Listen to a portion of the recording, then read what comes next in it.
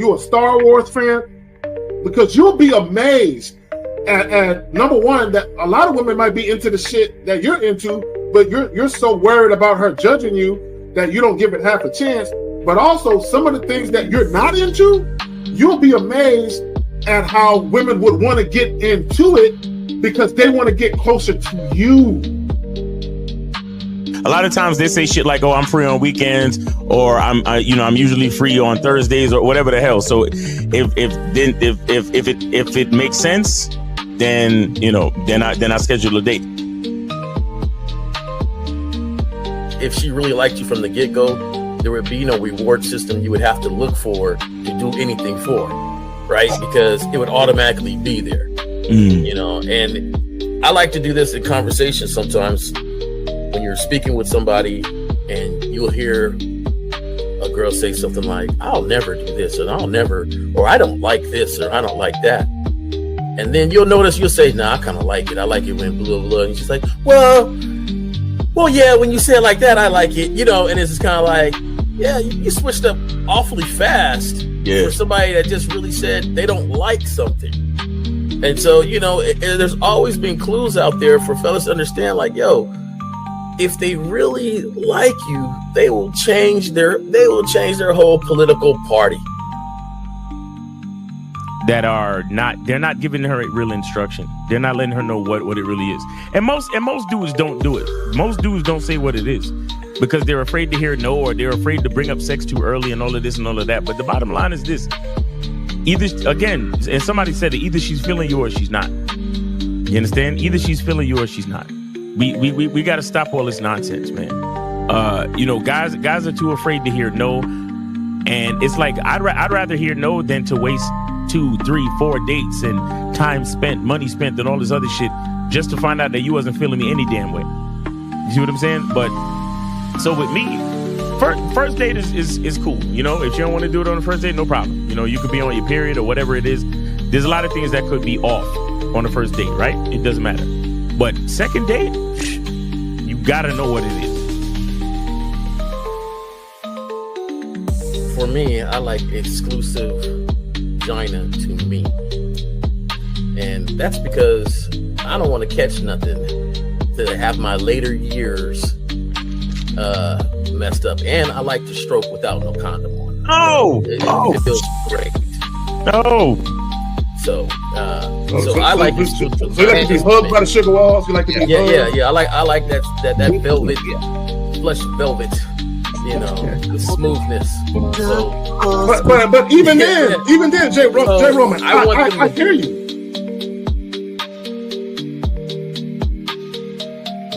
He don't get up for nothing. You understand what I'm saying? So, and the reason is because he has to conserve his energy to do 3 full workouts a day up until his competition date. You understand? So when he's in season, he literally just works out as hard as he can. Then he sits on the couch and his wife brings him everything. The only thing she don't do is fucking piss for him, right? So what I'm saying is, it's one thing to have a wife that does it, because you said earlier, these were the words you used. You said a woman who says, "Oh, I rock with this dude, so I don't mind doing this." But see, it's a difference between a woman who doesn't mind and a woman who cheerfully wants to do it. Understand the position of a simp. Make sure you understand the position of a friend zone nigga. Make sure you understand that a man doesn't do anything for nothing. You understand? So run the game, be careful, and do what you got to do. Mm-hmm. And that's right there, Jay Roman. And that's the problem. Your main chick should always be prioritized over all the new chicks. Right? The new chicks should not get preferential treatment. Right? So what would make it difficult for a lot of women is if you're giving girlfriend treatment to the new chick. Right? So this is why when you very first meet women, you have to establish boundaries and parameters where they got to earn everything. So that way, when the main chick is with you and she knows you're dealing with new women, she knows they have to go through the gauntlet too. They just don't get shit quicker. Like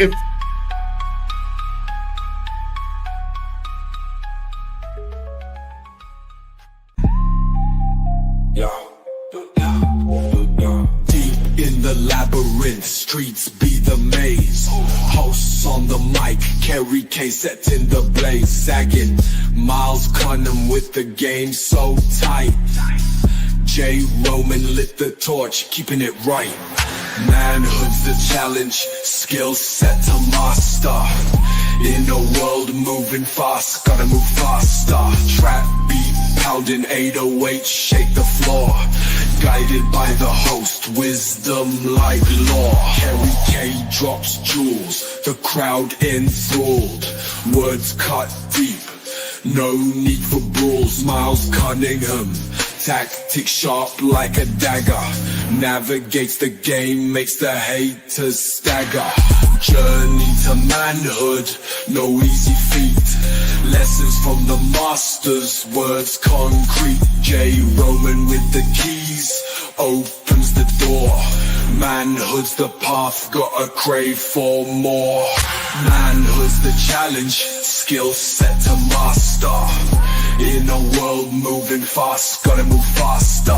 Trap beat, pounding 808, shake the floor. Guided by the host, wisdom like law. Oh, yeah. What's going on? What's going on, man? What's going on? So Miles, my brother Miles, Yes, I just know you got something you want to talk about with the people, brother. Oh, yeah, man. Make sure you guys go to masculineidentity.com and get your copy of Game Kingz 2, man. Make sure you get your copy of Game Kingz 2. And this Game Kingz is featuring your boy, K Zaggin 20, man. He out there doing it big, man, in the movie screen. You should have saw my nigga at the movie premiere signing autographs and shit. He was killing them. Yeah. He had a little powwow, like niggas was surrounding him, asking him for game. It was like, yo, K-Zag, I remember, you know, I was trying to figure this thing out, man. I heard you say something on the video, man. And K-Zag was dropping gems all day, man. They wouldn't leave him alone, actually. Yeah, hey, there we go. Hey, that people fiend for the knowledge, brother. They fiend for the knowledge. Facts. So Miles, what's going on with the shea butter? I know you ran out. Man, listen, it's ready, but I had to order some more jars, and then they taking a little minute, man. So you know, I'll let y'all know what it is. But when I get everything formulated and set up, then I will definitely make the announcement. But in the meantime, you can still get your soap, man. Make sure you get your soap. Yes, sir. Hit that QR code and order your soap, or just go to masculineidentity.com. There we go. So real quick, shout out to B Will for the $1.99 super chat. Game time. Yes, it is game time. So what are we talking about today? Does your woman know her money is your money too? Guys, does your woman know her money is your money too? So there was a clip. I came across this clip, Miles. And, you know, shout out to Shannon Sharp, Club Shay Shay. He had a little interview with Cheryl Underwood, the comedian. And she said some shit. She said some of the realest shit I've ever heard a woman say. And let me just say this, guys. There's going to be a lot of people who don't see it the way that Cheryl presented it. Mm-hmm. But I'm here to tell you there are women out here that look at it exactly like she does. So the key is you being able to have enough influence where when a woman is fucking with you, that mindset that Cheryl has is present. And I want guys to understand, when you're cohabitating with a woman, whether you're married or not, if you guys are cohabitating, people have to understand that the resources coming into the home get put into a pot. Mm. There is no such thing as, or there shouldn't be, as a man where you put 100% of your resources into the pot and she sprinkles in like 10 or 20%. Nah, bitch, put all that shit up in here. All of that. And then what we're going to do, we're going to sit down and we're going to make sure that the type of life we want to live as individuals and as a unit, right, where that comes to fruition. We're going to do this thing together, but the man should be the head of that, right? So I just want to point that out. Let me just shout out some people, Miles. We're about to go ahead and get into this. Wicked Scorpion was good, my brother. Nice glass. What's good? Dukalux, Renee P. What's good, baby girl? How you doing? Unique 79, Soulmonger. Who else we got up in here? Scott Cheetos, TMJ5. Who else we got up in Vaselli? Who else we got? Jillian T. Jillian, I'm about to make you a moderator. I'm gonna take care of that in just a moment. Give me a second. Who else we got up in here? Frankie Shy. Who else we got? If I forget somebody, don't be mad and shit. I'm trying to go through this real quick. Blastomatic was good, my brother. Alexander Johnson or Jackson, my bad. Who else we got up in here? Dan Frank.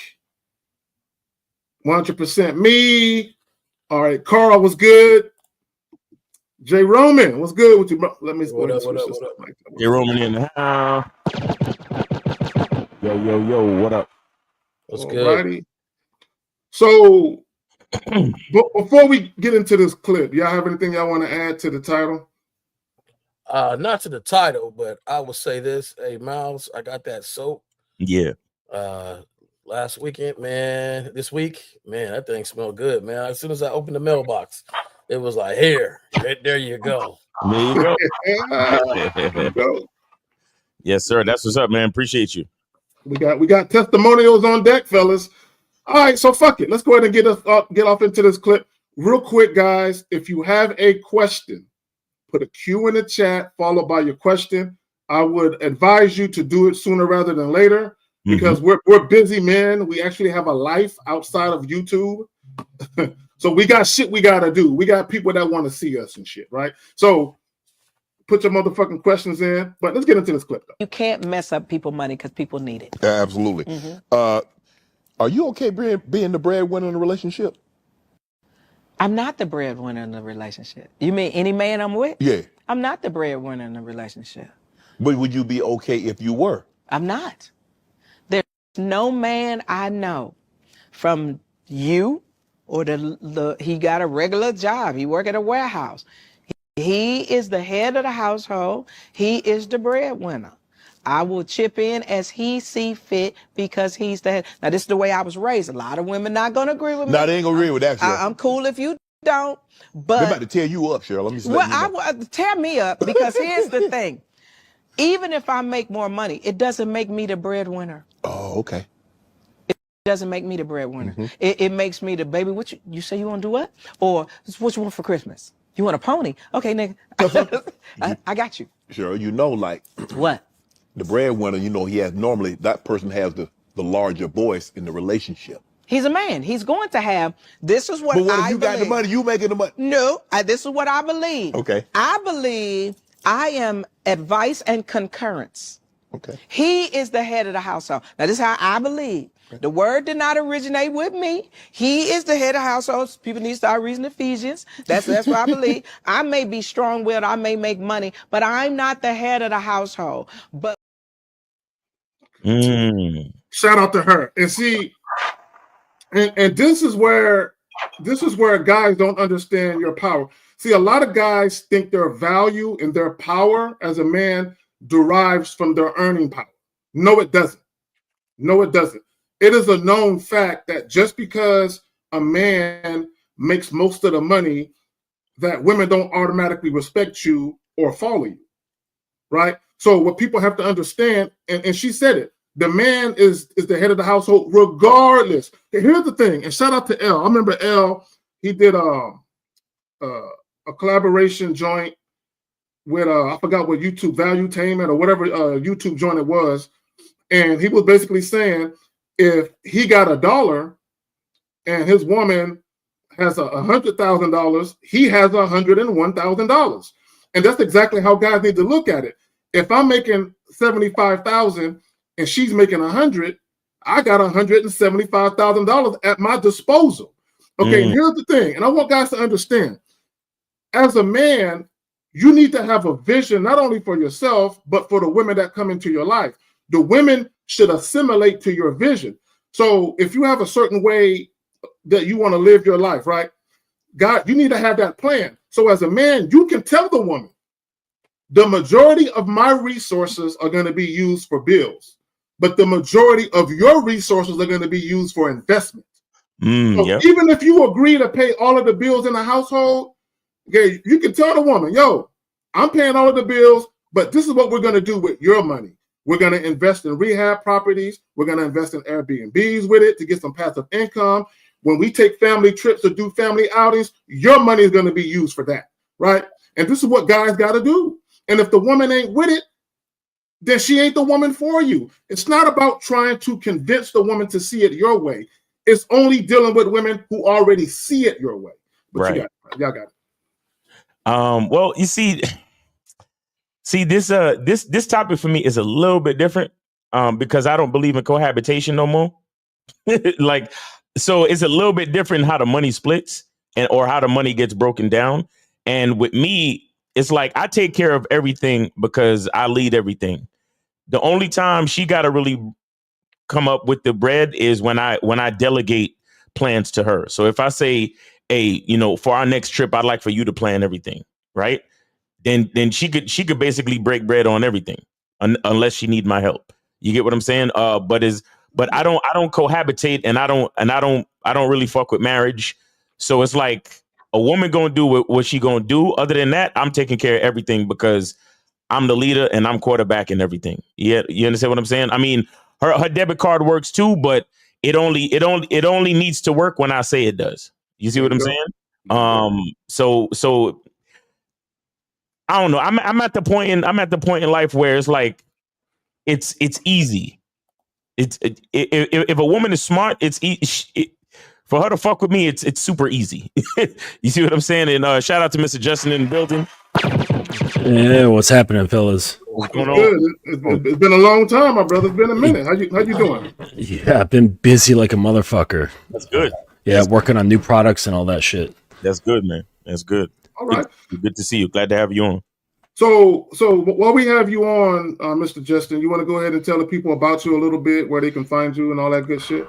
Oh, yeah. My name is Mr. Justin. I have the Dominance Academy, which is a platform where I teach men how to be more dominant in their relationships.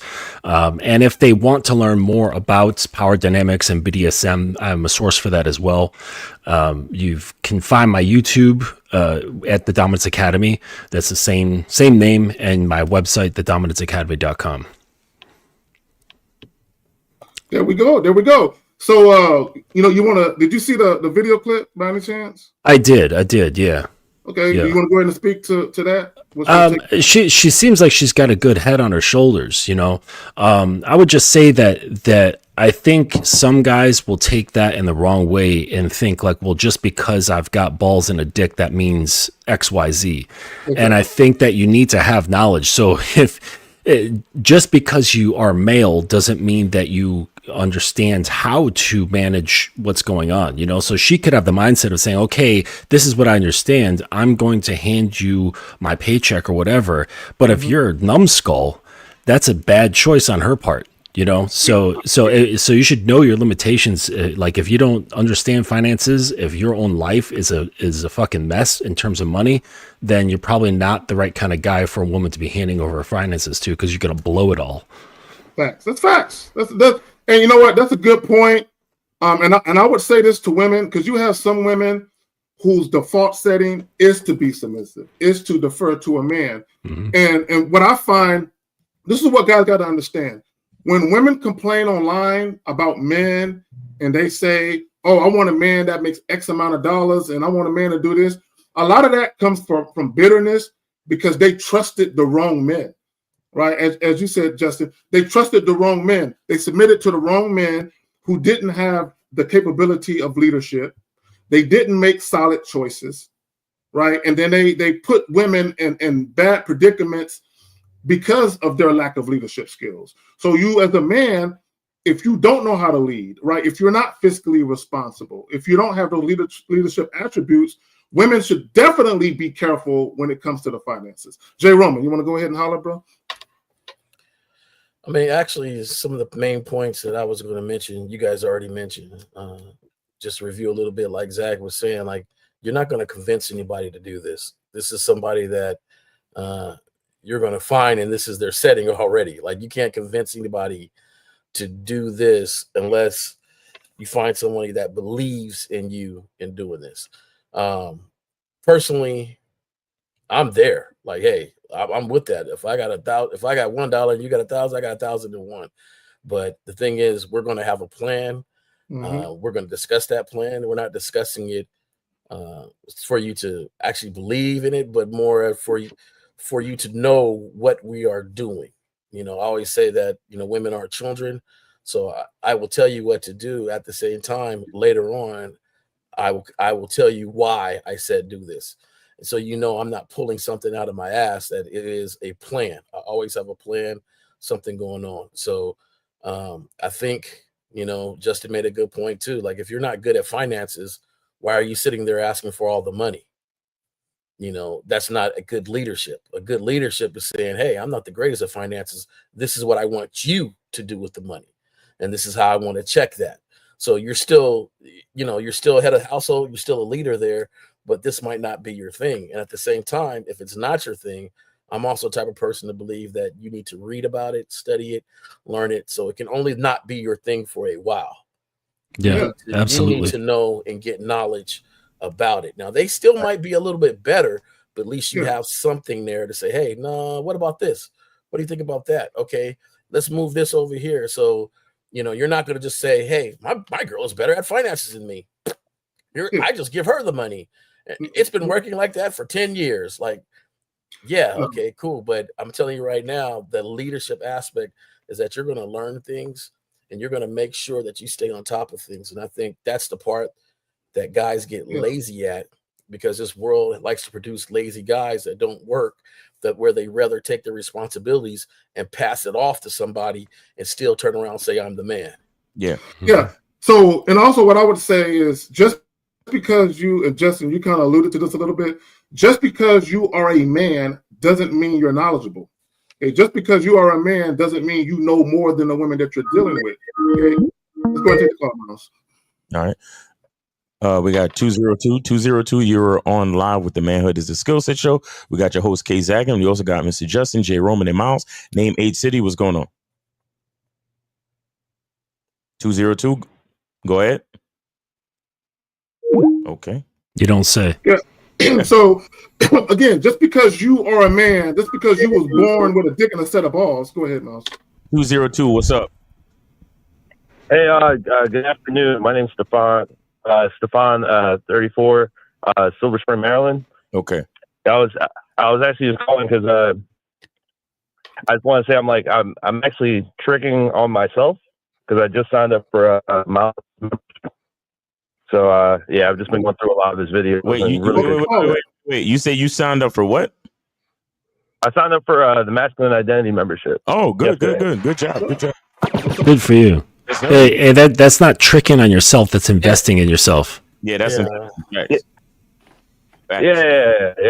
definitely invest. I was just kidding about this, but no, I just wanted to call in and say I just got the membership. That was all. Okay. I appreciate you. All right, man. Take it easy, man. Thanks for calling. Thanks for the support. Yeah. Okay, right here. Okay, real quick.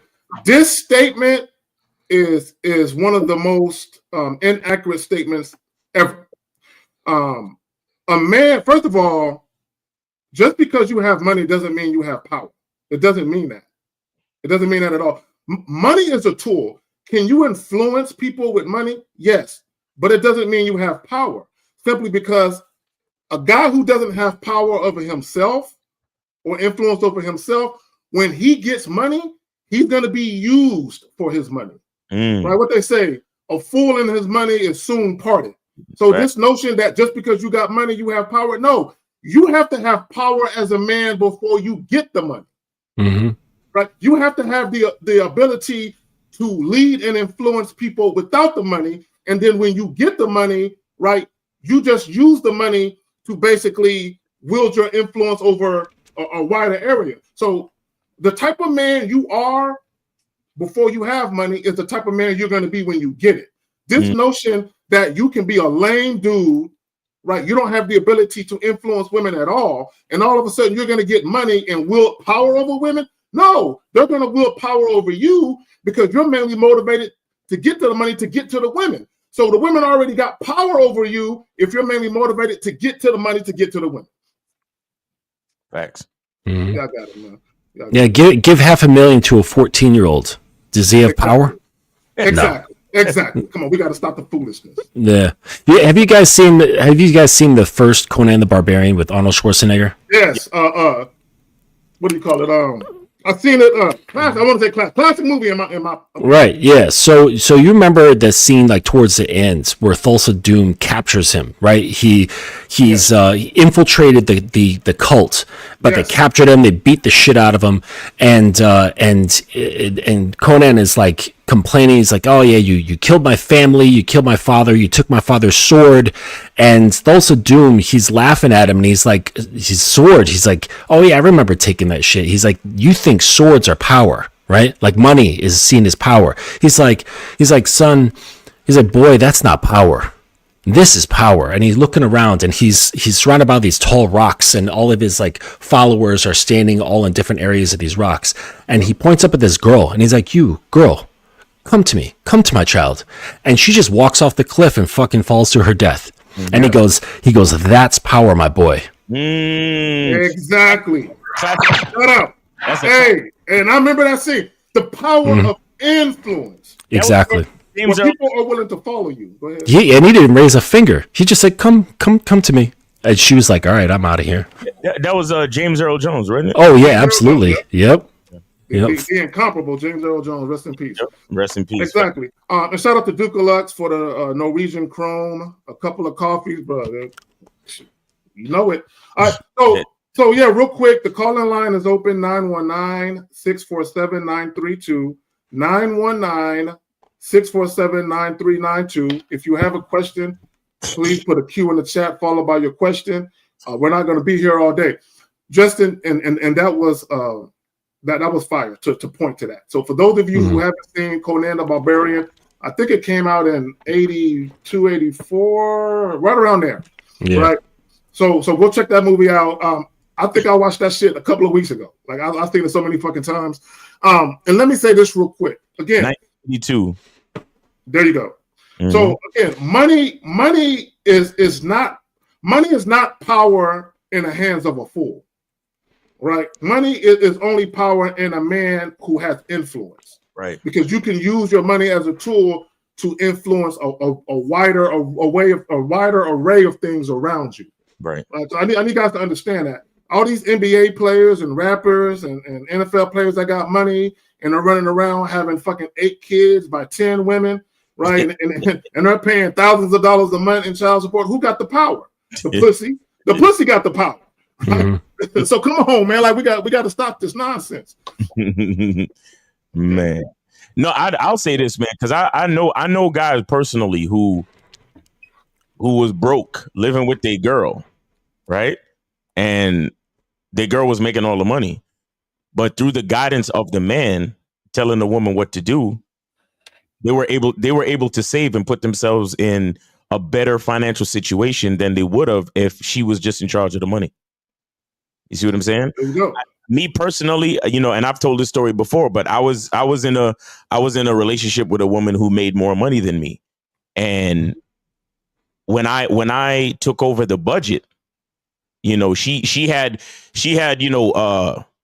what's the word? Apprehensions about following my lead at first. You understand? But then when she saw that all the bills were paid and we started saving money and had extra disposable income simply because of my budget techniques, then she saw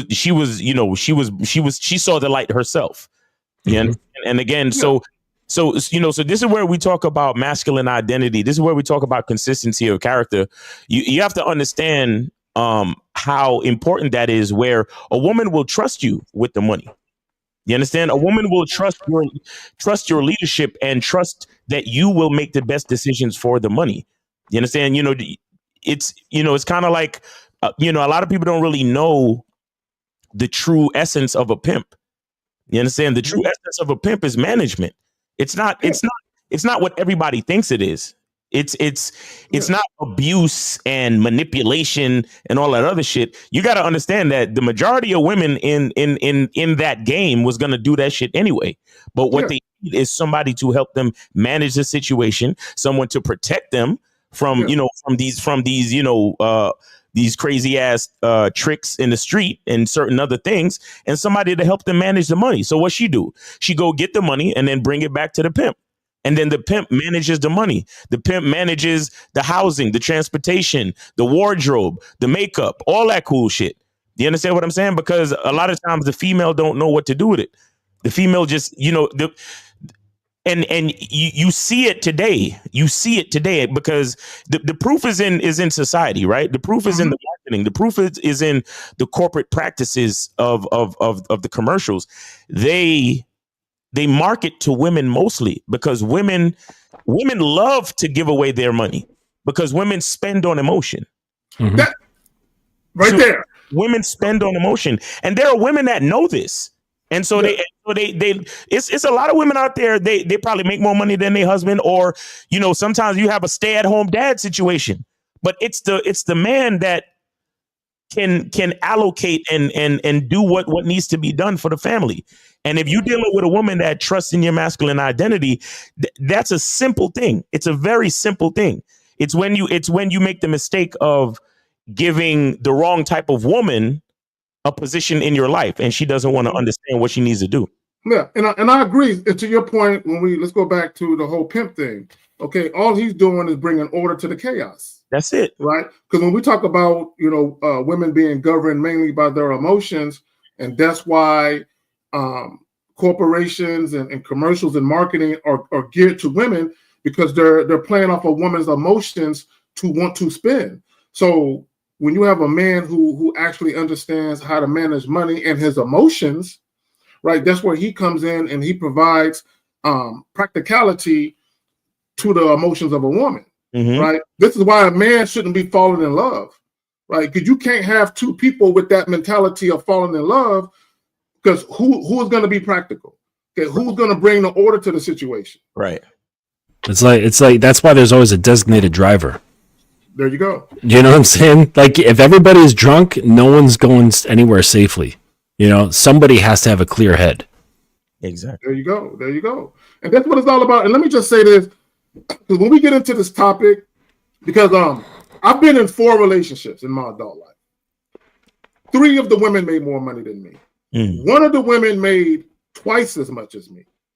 And her problem was she was very loose with her money. So I had to come in and I had to put her on a budget. I had to help her clean up her credit. Because although I made less money, I had more capital. Meaning my debt to income ratio wasn't as bad as her. She spent a lot of money. I didn't. So my credit was better than hers, and I had more money in my bank account, although she made more money. So I helped her get her spending under control, where I was able to help her clean up her credit and also pay off some debt. And sometimes a woman needs that in her life, right? Yeah.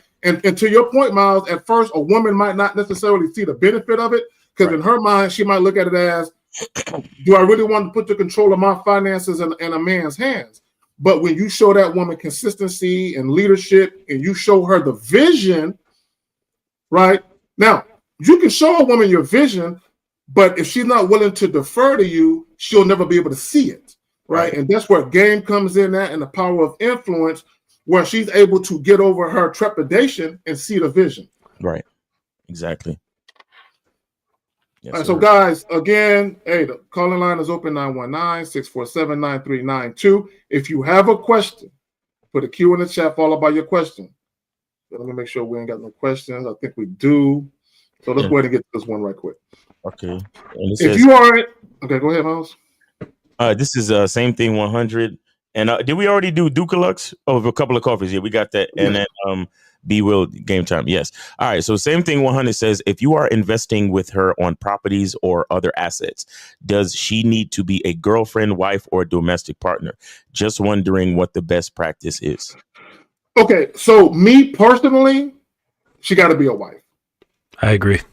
Period. No girlfriend. Yeah. It's stupid. If it's because if you're not legally bound, yes, and the two get into some sort of argument, there's some sort of falling out, you're still tied to the legal barriers within this property investment. Exactly. And the two of you could be hating each other, but you're bound. And now it's like, oh, who's gonna buy who out, and this, that, and the other. Yeah. It becomes a huge clusterfuck, right? Yeah, never make legal investments. Well, don't invest without sort of any sort of legal parameters, but like, don't just be like giving the girl cash or have her giving you like, that's just stupid. That's just absolutely stupid. But if you're going to get involved in that stuff, you need to have like the legal protections of being married. Like, just some girlfriend or some girl, that's just dumb. Yeah. And not only that, but you guys need to know the laws where you live at. Like, I'll use Texas as an example. Texas is a community property state. So if you live if you got a house with a woman and you're married, right, and you live together, if you guys are going through a divorce, the judge is not going to automatically kick the man out and give the woman a house. What the judge is going to do is say, who is staying in the house? That's what the judge is going to do. Who is staying? Right. If you and a woman decided who is staying, the judge is going to be like, I don't give a fuck about that. Let's move on to the other shit. If you can't agree on who is staying, the judge is going to make both of y'all sell the house. That's how that works. Now, if the woman wants to stay and the house is at both y'all names, then she has to buy you out. If you want to stay, you have to buy her out. But that's something that you can agree to. If you can't agree, then that's the only time the judge will get involved, right? So a lot of guys say, oh, you can lose your home. It depends on what state you live in. And to your point, Justin, that's where you have the divvying up of assets. So if you're married, you're going to have more legal recourse than if you're not married. It gets very, very sloppy, time-consuming, and very expensive if you're not married. So yeah, don't do that shit if you're not married. Don't be dumb. But also, oh, my bad, Jerome, you got it. Go ahead. Yeah, I'm just coming from a different thing. Like my thing is, if you guys aren't married, then you're doing this with a business partner, and every paperwork should be drawn up as such. Mm-hmm. With equal amount of responsibilities, equal amount of financial responsibilities on this property in which you guys are getting or just investing in. So one thing I don't like the way it says, if you are investing with her on properties, you are investing. This is a business partner now. So, if she is not your wife, if it's your wife, then, you got recourses through other ways, means legally, and it's actually a little more tied up because now she is your wife. So to me, if you find somebody and maybe this is what she does and you want to invest and make a little money, then forget all the cuteness, forget the kissy, huggy, whatever. This is your girl. She looks so bad. When you go to that table, you need to look at her like a business partner and protect yourself if this goes awry. Mm-hmm. And go from there. In which case, I would just stop fucking her. Because that muddies the waters. You know what I'm saying? It's like, who are you? You know what I'm saying? And I would just stop fucking her. If it's a good investment, she knows what the fuck she's doing. You know what you're doing. Just turn it into that. If you want to go fuck somebody else who's just for fucking. Right. There you go. And I agree. Go ahead, Miles. I want to hit this. Shout out to 100% Me with the 1999. He said, "Wouldn't be right to watch this stream and not donate for the heavy game. Get the likes up." And let me share something real quick. All right, with the panel. I want to share this real quick. It's actually one of my videos, but the clip is in the beginning, and the dude was talking about it, so I just want to share. Tell me if y'all can see this. Yep. Yes. Right, you see it. All right. So here we go. Jacob? Nah. Congratulations. So how'd y'all meet? Online? She's your friend? Damn, Jacob. You smooth it. VIP take front row. You're like, yo, dog, Martin, help me, please. About me, Jacob. You own a real estate property together. What kind of weird friendship? That's the part that I wanted to show. So this dude right here is stuck in the friend zone, and he's investing in real estate with this chick that he likes, bro. Dumb, just dumb. And I'm assuming he ain't fucking, of course. No, but check this out. Check it out. Oh, my bad. Let's add it back. $20 fingering is investing in properties. Do you think Jacob's cute or not? Yeah. Okay. And are you single too? Okay. Interesting. Interesting. Now, Jacob, can I ask you a question, big dog? Have you ever shot your shot at? Not yet? Dog, should we bring Jacob on stage? Dog, you own a business, y'all own property together. Come on, bro. Yo, keep it going for Jacob one time, bro. Come on. Oh, homie, fuck. God damn it, homie was waiting for this. Started climbing, bro. You bought these tickets, right? Yeah, you bought both of them, right? Yeah. Sarah, he bought these tickets, VIP. Sarah, look at me.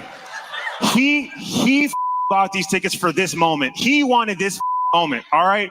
So apparently, this comedian does this a lot on his shows. So when he always scans the crowd and finds like quote unquote friends or whatever, and then he does this shtick on his shows. So we're gonna make this awkward as right now. All right. Tell her what you like about her, big dog. Nah, everything, man. She's perfect all the way around. Everything. She's perfect. Perfect, Sarah. Perfect for Jacob. He's willing to do anything. You wouldn't want to give it a shot one day? It doesn't have to be in this moment. Would you give him a shot? Maybe, but 6 feet tall. So that's Wow. That's pretty much it. Let me turn that off. Yeah, I just wanted to share that real quick. And if y'all want to see the rest of that video, Shameless Plug, go to my YouTube channel and check that out. So we got 701. You are on live with the Manhood is a Skill Set Show. We got your host, K-Zad. We also got Jay Roman, Mr. Justin, and Miles. Name, age, city. How can we help you? Go ahead. Yeah, I just had a quick question. This is Nate. All right, how old are you? 26. All right, go ahead, Nate. Sure. So, you said what? I said, are you sure? You didn't say it, like, you said, how old are you? Like, 20, 26, 26. It's my birthday, so I was like, oh yeah. It's better to be my birthday. It's better to be my birthday. All right, go ahead, man. Nah, okay, so one of my fuck buddies, we stopped talking for, I think, like 2 months. But then she hit me up the other day. She's like, I'm like, what's up? She's like, not much, just checking up on you since you don't know how to check up on people. So I was like, I was like that. Why are you heavy sighing behind that? like what's the issue? I know the response she gave me, I was just like, No. So caller. So I always talk about redirecting women to the task at hand. So it doesn't matter what she texts you. I was gonna finish what I was gonna say. Okay, finish. Go ahead. Finish what you're gonna say, man. Yeah, so she said that, right? And I just straight up said, like, hey, like, trying to come over, like, let's do what we do. And then she's like, nah, I'm good. So my question is, wait, you asked her or she asked? You said what? You asked her or she asked? Yeah, after she said, oh, I'm just checking up on you because you don't know how to check up on people, that's when I redirected it to just, like, told her come over and to smash. And then she's like, I'm good. So my question is, get rid of her? Because obviously she's not listening. Call her. She's not interested in you. Call her. So I want you to think about your question, because the answer's in your question. Should I get rid of her because she's not listening? The answer is yes. I know that. But caller, she's not listening to you. She doesn't like you. Yeah, facts. That's true. Yeah. Hey, caller. You ever be somewhere and somebody's walking away and you call out their name, and you're calling out their name, and you might say it a little louder, and then there's a point you realize you don't know if they heard you or didn't hear you. They're just walking whatever direction they're walking. You ever had that happen to you? Not really. Okay. You might be the only person I know never had that happen. Okay, so what I'm gonna tell you right here is, you can't say, do I quit somebody that's already walking away? Yeah, you can't charge a chick that doesn't want you. Yeah. Okay, yeah. I guess my question is, because we already smashed like a lot before we went on a little break. Yeah, in the past. Why is she coming back on some? Caller. Look, I say this all the time. Listen. When you get to a certain level of understanding and when you get to a certain level of game, you don't care why women do what they do. If they're not doing what you require, they're done. I'm not gonna ask a woman why she's doing something I don't like. So I'll put myself in your situation. I'll be wondering. Caller, listen, bro. Listen, bro. Listen. I'm gonna put myself in your situation. A woman texts me and I tell her, "Bring your ass over here and get this dick," and she says, "No, I'm good." I'm not fucking with her no more. Right? You don't tell me no. Now she can tell me I'm not available tonight, but I can do it tomorrow night. I'm fine with that. Right. But if you tell me no, I don't want your dick, then what the fuck I'm dealing with her at that point for? Yeah, she said straight up, I'm good. So I'm like, then what the fuck you hit me up? Like I was like, what the fuck you hit me up then? Like, Why do you think she hit you up? Why do you think she hit you up? I don't know, bro. I was like, I know like she fuck with me. I know she fuck with me, but no, she don't fuck with you. She used to fuck with you. Past tense. So I'm confused too. I'm confused because one, you said one of the pieces, one of my pieces, one of my side chicks. So that means you got others, right? Yeah, it's one of my females we been kicking it, and then we stopped talking for a couple months, and then she just came back. Oh, okay. So, but do you have others? Yeah. That's not my girl, bro. Okay, so then this is one of those problems that ain't a problem. No, it's not a problem. I'm just calling up to see, like. Well, you handled the phone call. You handled the phone call wrong. You fumbled a whole bunch of stuff. She called you. Who cares why she called you, right? Like Zach said, if she's not with what you're with, it's not even this whole conversation didn't even exist. Right. So she called you up. She said, "Hey, how come you can't call me?" You were like, what did you say when she said, "How come you can't call me?" You said what? When she said, "How come you didn't call me?" or since you don't know how to hit me up, what did you say? She said, "How come you like I'm checking up on you, and because you don't be checking up on people." So this is what. What was your response? What was your response? Yeah. But this is what I told her. I'm like, who are you? Like, for me to be checking up on you, I have other people that check up on me. I don't need you to check up on me. Oh my! No, wrong response. Nope. Yeah, that's why I was like, damn, I was a little rude. No, it's not about being rude. You were all emotional about the shit. You sound like you ain't got more people that you are involved with.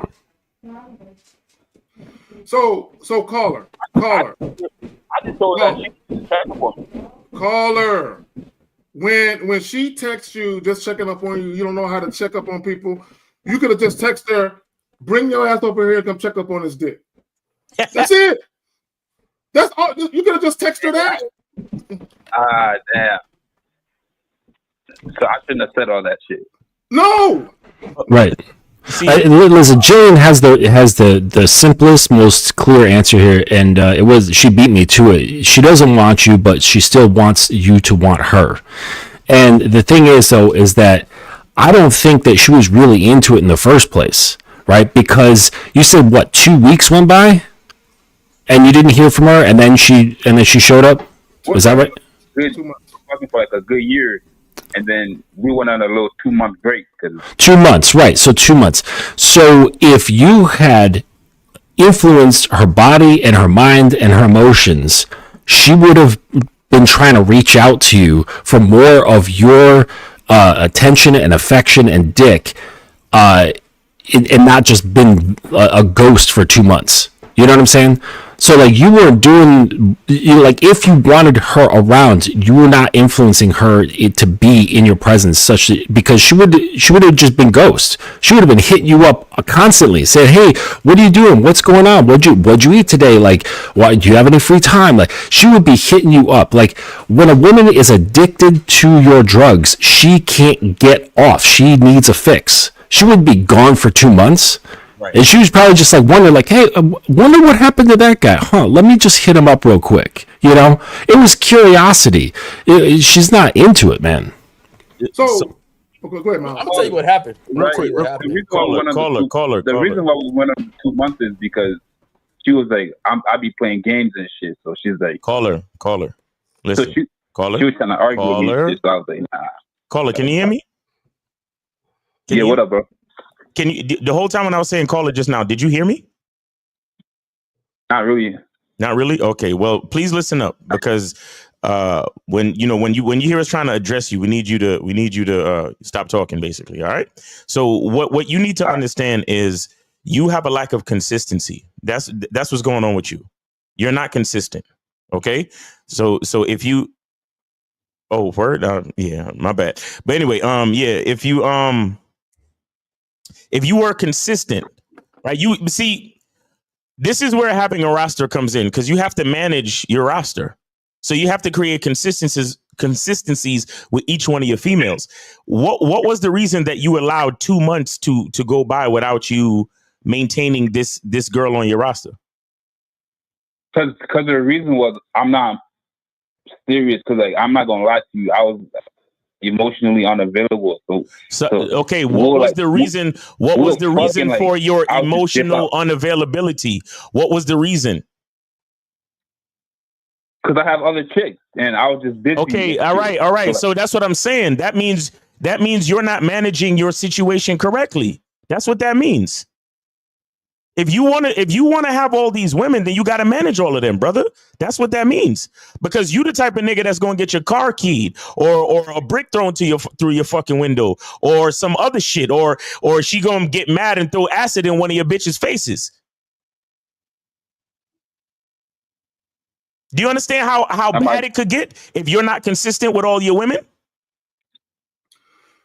So let me ask the caller this. Okay, so caller, so you was fucking this chick for about a year.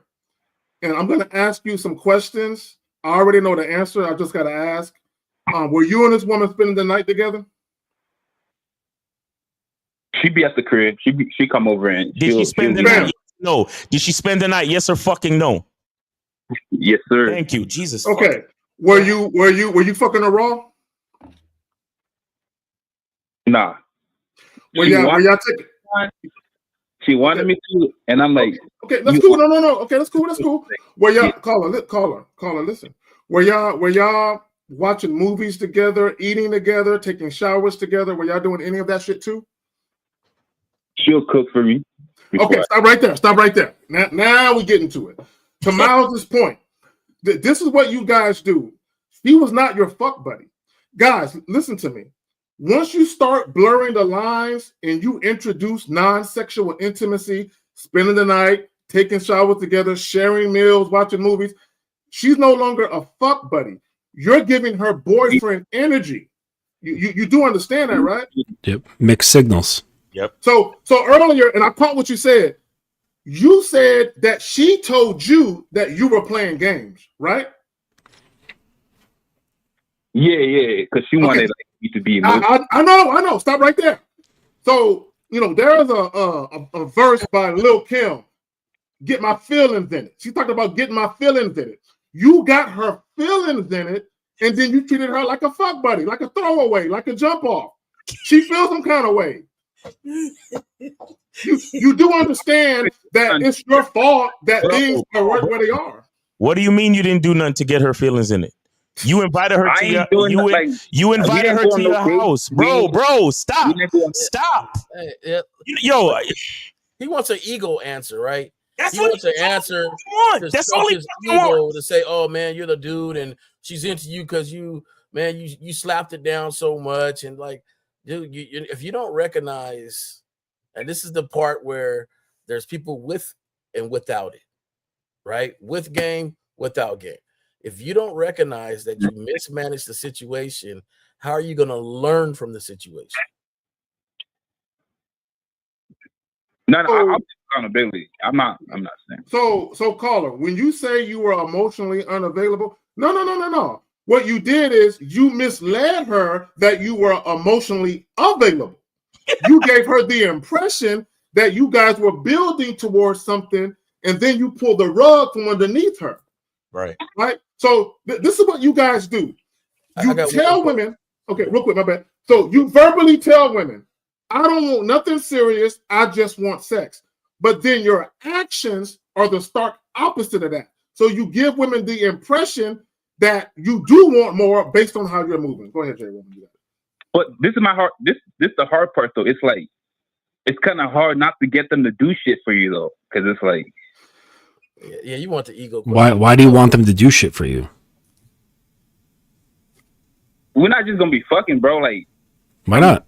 For me, like, come, like, who took her time? You said what? Who took her time? What do you mean? Who took her time? Well, if she turns around and says you're playing with me, that's because you did something with your time that was different. Because she was coming over, cooking for you, doing all this stuff for a whole year. Then all of a sudden, you go from a year to 2 months. You ain't even called her. Who took her time?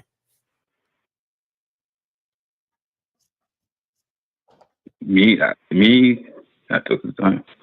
And where'd you put it?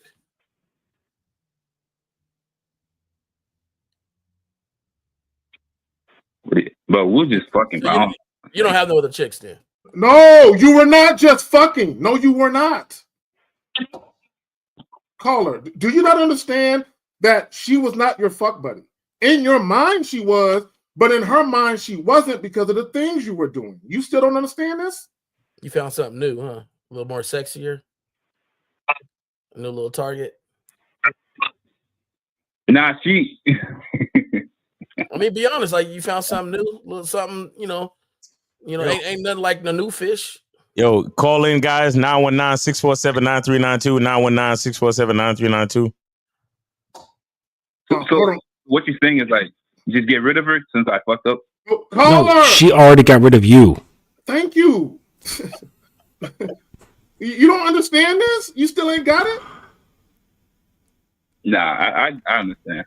No, you don't. Okay, real quick. Hold on, real quick. Dukalux with the Norwegian Chrome, a couple more. So caller. So real quick. So let's go back over and readdress this, right? So you met a woman who evidently was sexually attracted to you. You started having sex. If all you wanted to do was have sex, you should have never introduced spending the night, sharing meals. Look, let me say this, and I want every guy to understand this. If all you want to do is fuck a woman, don't let her do extra shit for you. So if you're dealing with a woman who wants to take you out, spend money on you, and you know you don't want nothing but pussy from her, don't let her do it. Turn it down. I need guys to understand this, because when women start introducing things, when women start cooking and cleaning on their own, they have an agenda, and their agenda is to get closer to you. Their agenda is to extract, caller, listen. Mm-hmm. Their agenda is to extract non-sexual time and attention from you because they want more than just dick. So if you accept what they're doing, then you're signing up for the shit they're trying to extract from you.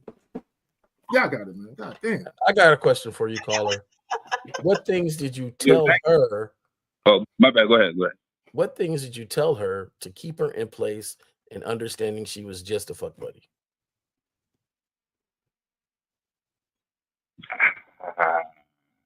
You have no program, sir. I don't think I really told her, like, I ain't really like verbally tell her, like, hey, like. Right. So you were going with the flow, weren't you? Yeah, pretty much. Right. So you have no program. So here's the thing. When you have a program, you know exactly what the fuck it is. Like, you can make a damn PowerPoint out of it. This gets relayed in whatever situation you're trying to build. When situations are running smoothly based around you supporting your program, not supporting the woman who's either on it or trying to get on it, you don't have problems with women. You don't have women saying, what is this? She already fucking knows. You don't have women saying, where are we going? What are we doing? Are you playing games with me? She fucking knows. She doesn't have questions about the situation because the situation is clear, right? and she's not bringing you shit. She's saying she's coming and trying to get more of your time and energy, sure, but that gets managed, right? And if you do it right, she's not felt put out, right? Like that she's just being used and then just kind of put off in a closet for a little while and taken out whenever you want to play with her. She's getting value from spending time. She's like, I want more of that value that I'm getting, right? It's with the spirit of like, how can I accommodate you, sir? That's the spirit that you can create, but you don't have a program, right? You got no system. It's kind of like you got to see yourself as like a university, right? Like you're like Yale University. This is how you got to see yourself. They don't just say, hey, students, come on in, give us your money. And, we're just going to kind of like feel out this whole education thing, right? No, they got syllabuses for everything. They got prerequisites. They've got testing. They got the whole thing sorted out so that when people come in, they know exactly what to expect and what's expected of them. Right. And there's no questions. Does that make sense? No, I hear you. So, okay. I don't think you guys are understanding. So, like, even though they're my fuck buddy, right? That the sex get old and that's all we doing. But that's not all you're doing. No. I don't think you're understanding. and that's the part. And did you see you had us on pause because we thought you was going to ask a question on how do I do this or how do I do that? Because you're not realizing. Right. The best question would have been, how do I make a program then? Yeah. Right. You're sitting here like, oh, you don't understand. No, we understand. What's happening is you're hanging out with this chick where you can bang on and then you're having her cook you dinner. Yeah, man, I had that girl come over, cook me dinner, banged her out, man. I took, you know how I do, fellas. That's it. But you're not even governing yourself, though. You're not governing yourself. It's not for y'all to applaud me for that shit. It's just like you're not governing yourself. Caller. Just in case you haven't figured it out, we're trying to help you. You fucked up. Caller, you fucked up with this particular woman. We're trying to help you understand that you made errors, that you blundered, that you mismanaged and mishandled this woman. You fucked up with all of them. Like we're trying to get you to understand that. Here's the thing, and I want guys to understand this. Caller, listen to me, my brother. There are women out here who are down to just fuck and nothing else. Where you can call them up and say, come get this dick, and they're like, on my way, daddy. You dick them down and send them home, and they're cool with that arrangement. Where you guys fuck it up is you get greedy. Zach, what do you mean by get greedy? You take a woman who is down to just have sex and nothing more. You're down to have sex and nothing more. But what you really want, you want the affection and companionship that a girlfriend would give you while thinking it's still just sex. You can't do that, right? And what happened with the woman is you allowed her to believe that she could have more than just sex. And then when she started getting her feelings in it and you got bored of the sex, what you said is, I really don't want to see this girl and spend the night with her no more. I don't want to take showers with her no more. I don't want to watch movies with her no more. I don't want to eat a meal with her no more. I just want to fuck her now. And she's looking at you like, how dare you cast me to the side like a jump off when we've been doing this extra shit. You can't introduce extra shit to women and take it back. They're not going to let you do it. Right. Come on, brother. Oh, this makes okay, yeah, I am fucking up. A light bulb, a fucking light bulb moment, nigga. God damn. This is also indicative of just, this is about you, caller, but this is a lot of guys, frankly. When you're primarily focused on just getting your own physical pleasure, right? And when your pleasure doesn't come from control or orchestration or creation, right? That you'll get bored of that, right? Like a nut is a nut is a nut. Like eventually you're going to get bored, which means you don't have a creative mind in the bedroom. You don't have a creative mind in terms of her experiencing things other than your dick inside of her, right? And so so guys who are just primarily focused on getting just that sensory nerve pleasure like on their body, they will get bored. This is why a lot of guys just jump from girl to girl to girl in very short-term increments, right? But the thing is, though, is that when you have pleasure coming from creating things, when you have pleasure coming from orchestrating into her mind, right, and getting pleasure from that, that is where there's limitless options, right? There's things girls will be doing, and you getting into their brain where they can't not think about you, right? They're sitting there touching themselves, getting ready for, whatever you want them to do. I don't know if this is making sense, but it's like, if you're primarily focused on getting a nut, like, okay, so I had this client, right? Just very recently, he told me the story, and he had this lover that he was with for about a year, and he flew her out, right? And this was in Europe, so it's just like a little puddle jump from one country to another. And he was so focused on getting laid, and she was there for 3-4 days. She got off the airplane. They got into this car. It just so happens that the car service had a limo, right? He didn't even order a limo. And she was so like entranced by this shit. She blew him like right when she got off the airplane, blew him in the limo as they were driving to the hotel, right? They fucked when they got to the hotel. The next day, he satisfied all the things that he was after because he was just after the pussy, because he was led by pussy. And now he didn't know what to do. And so the entire time, she ended up taking control of the situation because he had no leadership like developed, and he didn't understand what to do. And then after she left, she fucking vanished because she was like, the guy, he's not a man. He doesn't know what the fuck is going on with time, space, energy. He doesn't know what to do. He created nothing. He just wanted to nut, and that's it. Right? So let me do this. Hold on, real caller. Hold on. Let me shout out the super chats. Continental with a $4.99. Sleeping with the enemy. She's seductive, but what is she seducing you for? No doubt. LeBron with the 15. Respect, fellas. All right, caller, you go ahead. You got it, fam. With the, I don't know, the white boy, the white dude name. I don't know what your name is. Bro, Justin. White boy. Goddamn, disrespectful and shit. Go ahead. That's all right. I know what he's saying. No, I wasn't being this. I was just. Anyways, I hear you, but like, that's a lot of people you got to be creative with, bro. It's the creativity is for yourself.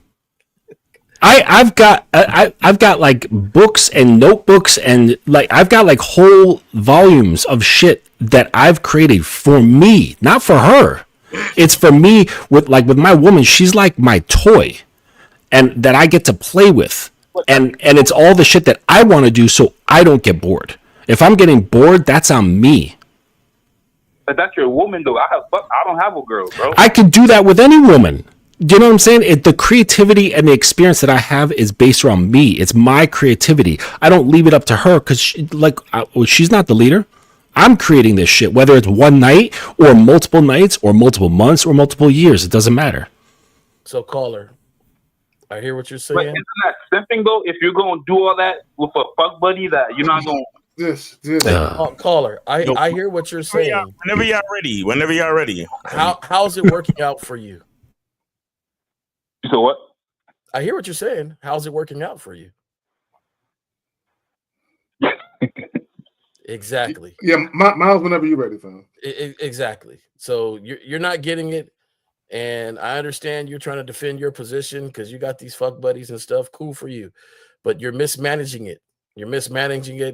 And if you don't see that, what'd you say? No, I said I know I gotta manage that shit better. So let me ask you a question real quick before we let you go. Let me ask you this. What up, bro? The 2 month hiatus. Who stopped calling who? Now I actually deleted her off my Snap because I'm like, listen, I'm not about to argue with you. So you okay, all right, okay. So let's back up. Wait, Snap? So prior to the 2 month hiatus, I'm assuming y'all were kind of arguing because she didn't like the fact that you were playing with her time. Did y'all get into arguments about that? No. We didn't argue. That's why I got rid of her, because she was trying to argue. About what? That's what you said. You were playing with my time and shit and blah, blah, blah, blah. So I'm like, listen, like. Okay, no. Listen, caller, I need you to listen to what I'm about to ask you. So what occurred there was something that happened to bring her to the point where she is addressing it. What happened to make her tell you that? What instance or instances happened?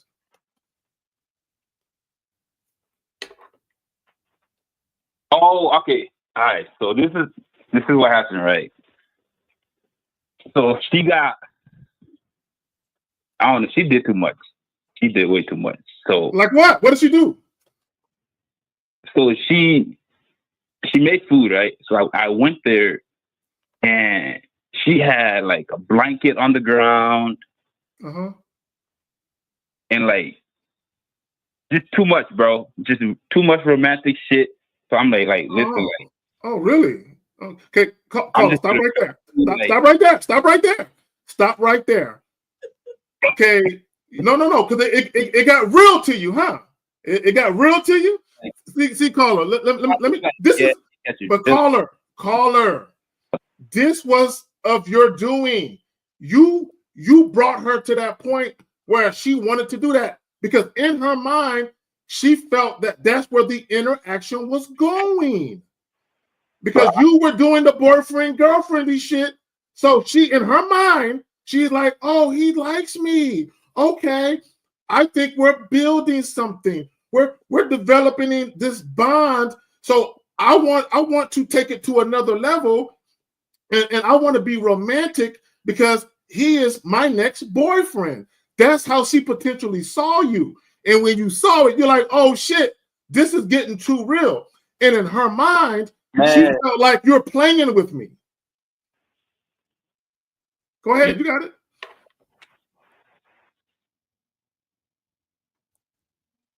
And he probably went with the flow. He did, I'm sure he did. Mm-hmm. Yep. And instead of walking in and she sees all this stuff and you go, what's this? I didn't tell you to do this. Right? So I was seeing my woman once a week for the first 4 months. Okay? And I instructed her, when I get to your place, I want a shot of tequila waiting for me. You are to take my jacket and my bag and address me how I told her to address me. That's what she did every single fucking time that I came over. One time, she made me food. And I said, I didn't ask for this. I appreciate it. I thanked her. I didn't want to make her feel like an asshole. But I appreciated it. And I said, listen, I didn't ask you to do that. Right. So that's going to go over his head. Caller, listen. Now, Pete, what Justin said. He said, I didn't ask you to do that because the actions you're taking are not part of the design that I have. Right. I have a particular way I want things to go. And by you doing that, you trying to interject your own shit is fucking up the flow of how I want things to go. So caller, I had a fuck buddy program. Yeah, exactly. I had a woman one time. Yeah, and you know me, I'm Mr. Hashtag her debit card works too. One time I met this chick. The very next day, she was trying to invite me out to dinner with her and her homegirls. She offered to pay. I told her no. I said, no, I appreciate the invite, but I'm going to have to politely decline. When you're done with your girls, give me a call if you still want to see me. And the reason why I had to tell her no, caller, was because I didn't ask for that. And if I would have took her offer, hold on, listen, I'll give it to you just a moment. If I would have took her offer, that would have been diametrically opposed to my program. I would have been following her lead and doing shit her way, and it would have completely fucked up my authority in the situation. But y'all got it. I have a question. Go ahead, caller. What's the question? So if a girl has resources that you can benefit off of, you're not gonna use them just because you don't want to. No. If all I want to do is fuck her and nothing else, nope. I'm gonna tell her no. What? So if a girl can cook and you want some food, caller.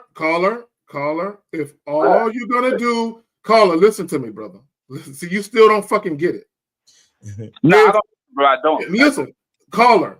If a woman, listen to me. If a woman is offering to do shit that you did not instruct her to do, she has an agenda. No, I'm telling her to cook for me. So if all you want is pussy, why are you telling her that? because I see that she can cook. So we're gonna fuck and then we're gonna eat. Okay, That's all right. But check this out. Cooking for me is a privilege. Cooking for you is a privilege. Yep. But you're missing the whole thing. It's not your program though. Did you tell her, hey, we're fuck buddies, but man, you sure can cook.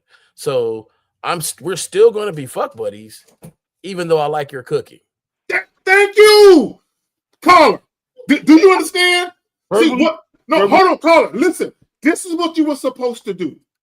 With a combination of verbal instructions and your actions, you're supposed to let her know, hey, yeah, you can cook, but understand, you will never get the title of my woman. We will never be in a relationship. So if you do this, understand that it's not going to get you any place but other where I allow you to go with it. Yeah, I still wouldn't accept it. I still wouldn't accept it because that's encouraging behavior that you're not asking for. Thank you. So you could say like, hey, you don't have to do that, but you're allowing her to still do it. You know what I'm saying? It's like you got like a little kid, and you're like, hey, I prefer that you go to bed at 9 o'clock, but I allow you to go to bed at 10. What standard does that set? You know what I'm saying? So you can verbally appreciate their initiative to like give to you, and you're like, hey, I love that, okay, but that's not what we're doing. Yeah. That's how I run things. I would not accept any behavior that I don't want or that's not approved of by my program. Okay, there you go. And you know why? Let's cut to the chase. It doesn't work, man. It's not working for you because this wouldn't be a phone call here. That's why I said, how's it working for you? It's not working for you. And so you gotta learn from it, because in every instance this happens, it's gonna repeat itself over and over and over again. So caller, this is what you need to understand, is that you are being influenced by the behavior of the woman instead of the woman being influenced by you, right? So I'll use myself as an example. When I deal with women, I'm extremely methodical as to when I introduce certain things. I don't just introduce shit just because, right? If the woman wants certain things from me, I just don't give them to her because we're fucking, right? I'm very methodical because I understand the emotions of a woman. I understand that a woman can get emotionally attached real quick. I understand that a woman can get digmatized when you fucking her right, not just physically, but mentally. I understand these things. So I'm very cognizant of how the woman's behavior is going, right? I'm paying attention. See, this is what guys got to understand. Part of masculine leadership and influence and consistency is sometimes you have to save the women from themselves. You have to save the woman from getting too attached too quick. You have to understand that when a woman is getting attached and she's getting clingy, you have to understand how to beat that back and manage and mitigate the emotions of a woman. You haven't mastered that, and that's why you have trouble. I don't even know what you even. Yeah, I know it went all the way over your motherfucking head. I know.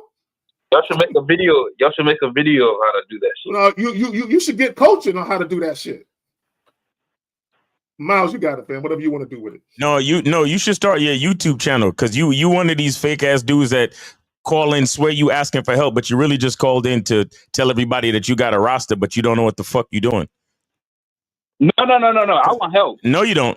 I want help. No, you don't. No. Guys like you are knuckleheads. You're a fucking knucklehead, bro. You don't want any help, because every time we tell you something, you like, y'all don't understand. It's like this. That's just who you are. Exactly. Knucklehead. Exactly. But it's okay though. If you really do want coaching, please get with K-Zag or Mr. Justin, because I don't work well with knuckleheads. So, I'll just be honest about that. But we appreciate the call. Thanks for checking out the show. Thanks for calling in. We appreciate you. Take it easy. So, Miles, we good on calls, my brother? Yeah, we good on calls. Guys, call in 919-647-9392. So let me say this. This is what you guys don't understand. A lot of you guys just go through life meandering about. You don't have no destination. You don't have no intent, no purpose for how you do things.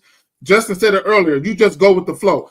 Guys, when you deal with women, you cannot just go with the flow. You can't. Because here's the thing. Women are looking for guidance. Women are looking for leadership. Women are looking to be a part of something greater than themselves. So when women encounter you, if a woman is not getting the appropriate leadership, if she's not getting the direction that she needs, she's going to go about trying to create her own dynamic within yours. She's going to go about interjecting her agenda and trying to get her needs met in lieu of yours, right? But when you have the type of guy where you're just all about a nut, as Justin was saying earlier, you're all about a nut, you're going to be easily controlled by the flesh. You're going to be easily controlled by the vagina. And once a woman realizes that you are easily controlled by sex, she's going to interject her agenda and she's going to try to get what she desires out of the situation. And in many cases, it's going to be to your detriment because you don't know what the fuck you're doing. And for a lot of you guys, y'all think, oh, there is no way I can just have sex with a woman without servicing her emotional needs. So then you go about trying to service her emotional needs without understanding once that dynamic gets introduced, now you are at the woman's peril and what she decides to do. Now her emotions are the dominant thing going on in a situation. And because you're so blinded by what she's doing in pussy, you don't understand that it's a powder keg about to blow up. And they're usually avoidance of those emotions. Like they don't know what to do. Just like the caller, like she called up and she put forth this, a line or something like that. Like, why aren't you, annoyance or something like that. Like, why aren't you contacting me or what's wrong with you? And he didn't know what to do. He was just like, he didn't know how to handle it. Right. Because a lot of guys, they don't know how to handle a woman's emotions. Right. They either like push them away or they're like a deer in the headlights. They just don't know how to manage that shit. And you're absolutely right, Zag. I tell my guys all the time that if you cannot lead if you're being led by pussy, it's impossible. They're antithetical. You cannot do it, right? You cannot dominate if you're being dominated. If you're submissive to pussy, it doesn't work. You know what I'm saying? And I don't care, even if, right? So I talked to a number of guys who are like really good with women, but they still worship pussy because they're after that validation. So they get really good at procuring that validation, right? They get a good mouthpiece, they get their style going on, they get their socials going, but they still need that validation from women, right? Yep. And they get really good at playing on someone else's chessboard. And they think the queen is the number one piece, and they forget that it's the king. You know what I'm saying? So they get really good, and they're like, "Oh, look at me! I smash like 5 times a week or whatever." And it's like, okay, cool, but you lost before you even started the game. There you go. Facts. Because you're submissive to pussy. You're doing all that shit, and yes, you might be successful in that, but you're still doing it for pussy. And I would say you were never a player in the game. There was a clip. I was I can't think of the word. I was watching. I was binge watching The Walking Dead, and there was a lady in the clip who was talking to this guy, and she basically essentially said, "You were never a player in it," referring to the game. And a lot of times, and here's the reality: most men worldwide, regardless of their tax bracket, are subservient to pussy. Most men are subservient to pussy because for most men, every waking moment, they spend time trying to devise of things to do just to get pussy. Let me go to the gym so I can look better to get pussy. Let me go to school so I can get a degree and make a lot of money so I can get pussy. Let me try and get some money in my life so I can get pussy. 202, you're on live with the Manhood is a Skill Set Show. We got your host K-Zag. We have Jay Roman, Mr. Justin, and Miles, name H City. How can we help you? And I just called in a little bit earlier. I was a guy that joined your membership, Stefan 34, from Maryland. But I was listening, and I guess ultimately I was a little bit curious regarding maintaining newness or I guess essentially maintaining that level of desire and curiosity, I guess, within the bedroom. Because Okay. it seemed as though there was a concept of like never getting bored. I think I've fallen prey to that before, so I was just curious. So okay, so here's one thing. Then I'll pass it to Justin. Here's one thing I want guys to think about. Stop trying to introduce women to everything in your toolbox the first 2 times you fuck her or 3 times you fuck her. Stop trying to go all out and show her everything you know how to do, right? A lot of you guys, and I said this before, women can easily get spoiled by dick. They can easily get spoiled by the things that you do. Far too many guys, okay, and Justin, you said it earlier about validation. A lot of guys have this validation or they need to have their ego stroked as lovers. I want her to think I'm the best lover, right? I want her to crave my dick, right? So you go all out in the bedroom, and what happens is after a couple of months of you going all out, there is nothing left for you to give. There's nothing left for either one of you to look forward to because you gave her everything already. But yeah, go ahead. Well, I got a couple things to say about that regarding the question. I keep a journal, right? So I keep like a play journal where I'm always thinking of things to do to entertain myself. It's not about the woman. It's not about entertaining her. It's about entertaining me. So I don't get bored. So I keep a play journal where I'm coming up with all kinds of ideas. And a lot of the stuff is more mental, right? Where I can put her in double binds, right? Where she feels like damned if she does, damned if she doesn't. But I've got a little bit of a sadistic nature, but you don't have to follow that thing, but I'm just saying that as an example. But come up with you just use your imagination, right? Become a director in your mind and create scenes in your mind, things you want to do, but not just the things to be done like a bullet point list.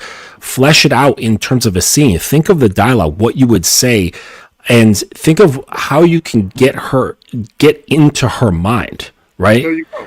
And there's a lot of things. I'm not going to take the time to really like get into that, and that's mostly for clients anyways.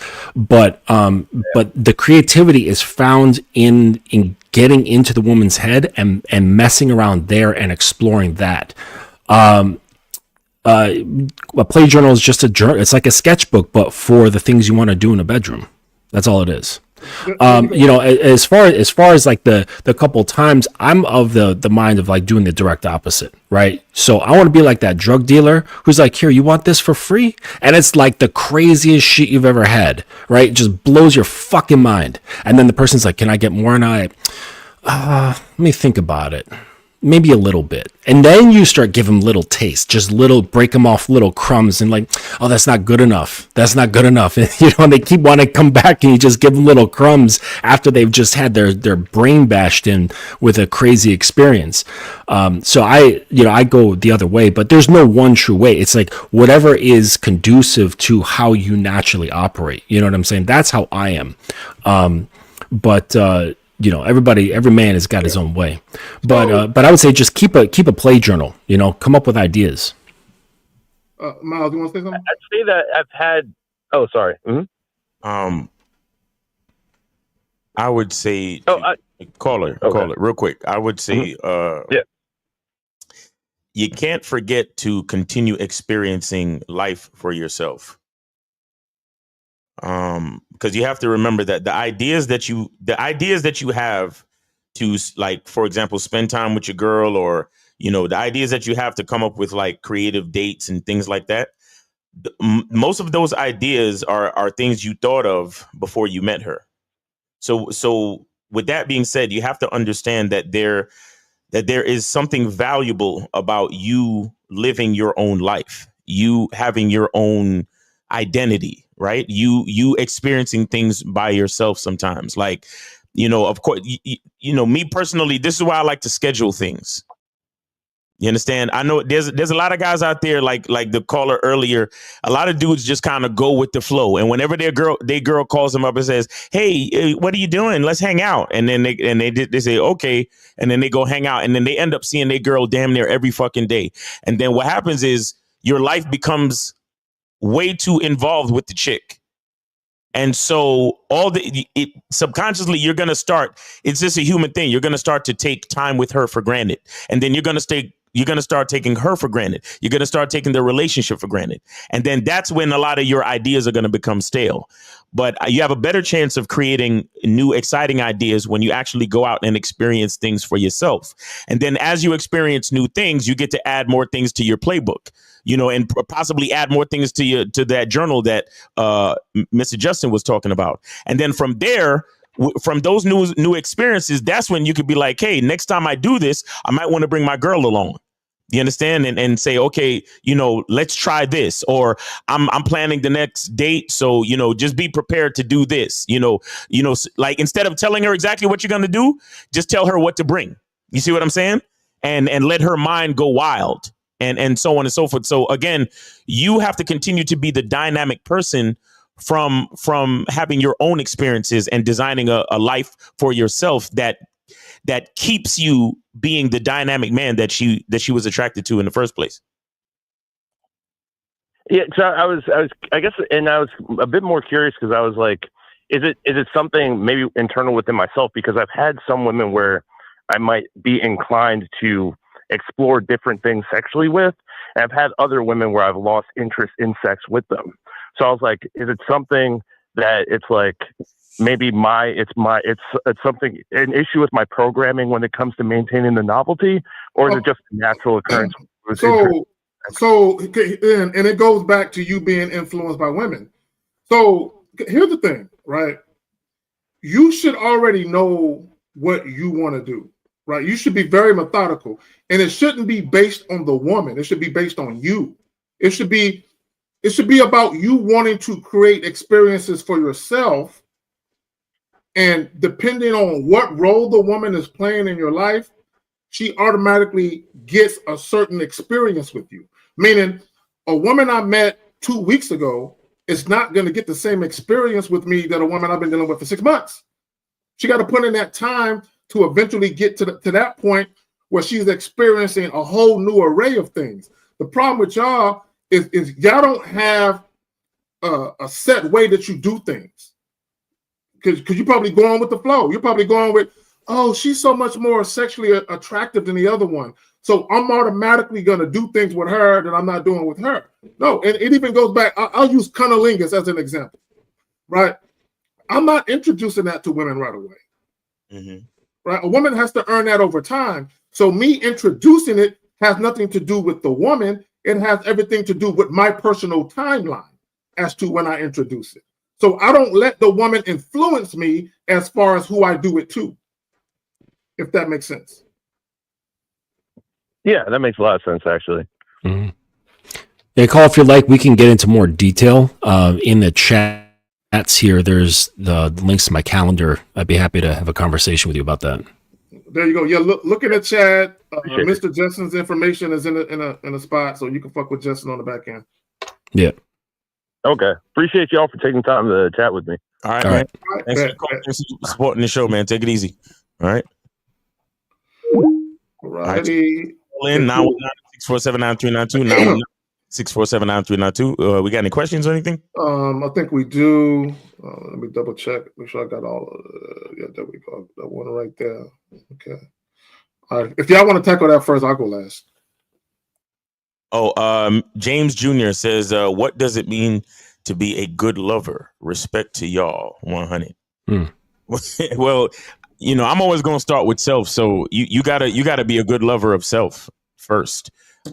Again, like I was just explaining to the last caller about, designing a dope life and creating experiences for yourself. I think that is, in my opinion, that's practice basically. Because when you understand how to create beautiful experiences for yourself, I think that's when you start to have an edge on creating a beautiful experience for your relationship and so on and so forth. So I think it all starts from you. So to be a good lover, you gotta know what it means to be a lover of self. Now I know somebody is automatically thinking just what happens in the bedroom, but what a lot of guys don't understand, in my opinion, is that you know, sex is mostly a mental thing. And for me, foreplay starts on the date. Like foreplay starts when I pick her up. Foreplay starts when I'm sending her the text telling her what to wear. Like, it's so many different things. So if you understand detail, you understand how to create an experience, and you understand gratitude for every detail of the experience, then I think you can understand, you know, other things that you need to understand to be a great lover. Yeah, that's a very good point and well said. There's this old book that kind of goes into that, right? And it's called King, Warrior, Lover, Magician. And the lover archetype is about that. Like, and you think going into it that it's like all just about fucking, but it's but the lover archetype is everything that has to do with enjoying the experience of being alive. Yes. Right. And yeah, it absolutely starts in there. But if we want to kind of like, you know, funnel it down to being in the bedroom, because I think that's kind of what he was talking about. I think that it has to do with pleasing yourself. And I don't mean just like, oh, I'm going to fucking just get my nut and that's whatever. It's like, to me, that's akin to being like, oh, I want to be a good artist and I'm going to be satisfied with drawing stick figures. Right. No, I want to be fucking Rembrandt. You know what I'm saying? Like, like I want to look at something I did and go, fuck, I did that. Hell yeah. Right. So it's imbuing the self with more self, but also impressing oneself. Right.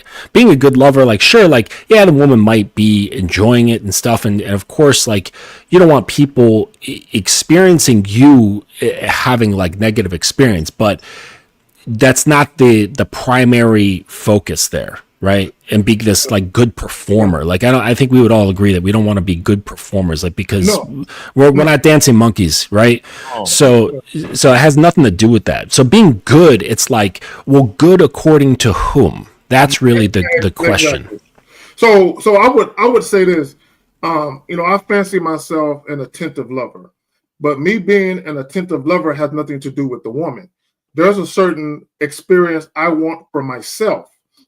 And the woman is a benefactor. She benefits from the experience I want for myself, right? And what a lot of guys have to understand, Tim, to your point, Mr. Justin, is guys, they go into it trying to perform for the woman, right? I'm gonna fuck her so good she comes back. I'm not concerned with fucking a woman good so she can come back. There's a certain experience that I want from the overall interaction in and out of the bedroom. So when I think about being a good lover, it starts with just how I want things to be for myself, right? And guys have to understand that sex with women start from the time you say, hello, my name is. Thanks. Right? It starts then. It's a woman's orgasm starts mentally. So when you talk about being a good lover, do you have the capabilities to make a woman mentally climax? Right? Before you touch her with your hands, before you touch her with your tongue, your lips, or any other part of your body or appendage, right? Do you have the ability to have a woman just with your words and your physical presence? Do you have the ability to have her body respond to you without physically touching her? So being a good lover is also about that, right? Do women gravitate to you sexually? Can you speak to a woman's sexuality? Where you're having a conversation and you're not even using X-rated language? Do you have the capabilities to evoke or elicit that type of response from a woman just by her being in your physical presence? The average guy doesn't. Y'all got it. And that means being able to speak to your own sexuality. That's where so that goes deep, like, because like a lot of guys, they're very simple when it comes to sex. Right? They don't realize that it's like 85 to 90% mental.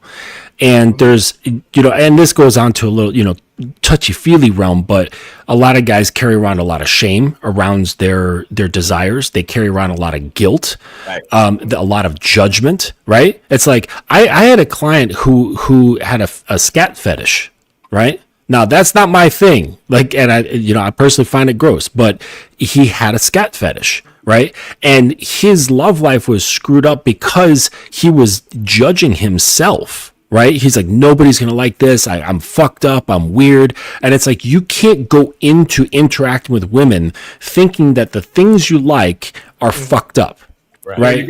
And it doesn't have to be that extreme, but like, you know, some guys are like really into feet, and they're like, oh man, I don't want to like reveal that I'm into feet. It's like, no, possess that, you know, own it. Like, that's what you're about.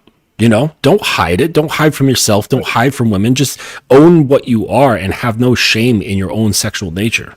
Right. And that speaks to sexual confidence. And you can women can tell when you interact with them whether or not you are a sexually confident man, and you own every square inch of who you are. So to your point, Justin, if you are ashamed of your kinks, your fetishes, how can you communicate yourself adequately to a woman? You can't, right? Part of sexual confidence is not only in your ability to be sexually gratifying to yourself in the bedroom, but also to women, but also your ability to convey how you view sex to women confidently and assertively in the bedroom. Can you do it? Are you the type of guy where you ask a woman, is it okay if I smack your ass? Okay, or do you just smack the hell out that motherfucker? Right. I mean, which guy are you? Right. So it also speaks to being sexually dominant and assertive in the bedroom, where you're not asking women what they like or what they're into. You're just introducing them to what you're into, and then along the way, you know, organically, you begin to know a lot more about what she's into and whether or not there is compatibility in chemistry based on what you guys are individually used to. Mm-hmm. Scary Perry said he knows a guy who likes to pit fuck. Yo, the armpit fetish. Hey. You know, that's what it is. Hey, I'm still trying to catch up on the scat. That's a wild one. It is. It's actually very, very rare. Yeah, but yeah, armpits, man. She better shave. I think one thing that it takes, to me, it's work. It's work. It's putting in consistency. There's so many levels of things that needs to be done to be confident in this area that you must already have. And I think a lot of times, you know, being that guy is not a lazy guy. You got to put in the work with everything that you want to be good at. Right. And, you know, and I think that's the part that when you're putting in the work, you're not afraid to put your hands on that wheel and take control all the way through and continuously. So, you know. But here's the thing, J. Roman, most men don't know how to take the reins and take control because they're so worried about what the woman is going to say or do. Yep. They're too concerned with how the woman is going to respond, and they don't understand that the woman is looking for you to dominate the situation. The woman is looking at you for as the authoritative person in the situation. The woman is looking at you. Y'all have to understand that women, they're down to follow a man. They're down to take instructions from a man, and they'll love it. They will absolutely love it. But guys are so afraid, and the reason why that is because you don't believe in yourself. You don't look at yourself as that guy. What's funny when you said, do you just smack her ass? How many times afterwards have you had somebody say, you know, I didn't like that one thing that you were doing? It's not when they was not during the actions of it. It was afterwards. And you're like, oh, yeah, okay, sure. well, no, okay. Yeah, sure. Yeah, it's happened. It's happened. I put women in different positions, and they didn't say nothing then. But afterwards, it was like, it's kind of uncomfortable. It's a little too much in that position. All right, I won't do it again. Cool. And if I do it again, it's because I'm trying to get a nut real quick. Like, and that's what I like. You know what I'm saying? So, but but again, it's all about. It goes back to, as a man, you designing what you like, and you fucking with women that are about what you've designed for yourself.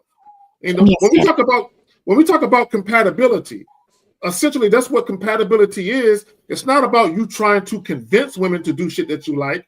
It's about you dealing with women who they're eager to sign up for it. Facts. Yeah. That's what it's all about. And get rid of the last thing you want is having to convince a woman that's going to lead to resentment and animosity later on. Right? You're complicating your life and you're bringing disruption to it. The one caller that had the woman who hit him up after 2 months, he brought that energy to his own life. Mm-hmm. The woman would have been cool with him having it and doing it the other way, right? But he got greedy. You guys, look, guys, you cannot have a woman conducting herself like a girlfriend and then you pulling, some of that shit away from her. You can't, because you're playing with her emotions and you're toying with her emotions. You might not look at it that way, but that's how she looks at it, and you're complicating your situation. We got some questions here, if y'all don't mind. Let me grab them. Let me grab this one first. So he says, K-Zaggin, is it less confident to a young man with an older woman that's teaching that young man some things? Well, first of all, women want to be taught by a man. Women are looking to find men that can teach them things. So when you say a woman teaching you something, I don't look at it so much as a woman teaching you something as a woman introducing you to something you didn't know about. So even if a woman is introducing you to something you didn't know about, you can still be the leader in that thing, right? You can still be the leader and you can still kind of dictate how that thing goes, even though you're being introduced to something new. Facts. Yeah, it depends on how she's treating you. Right.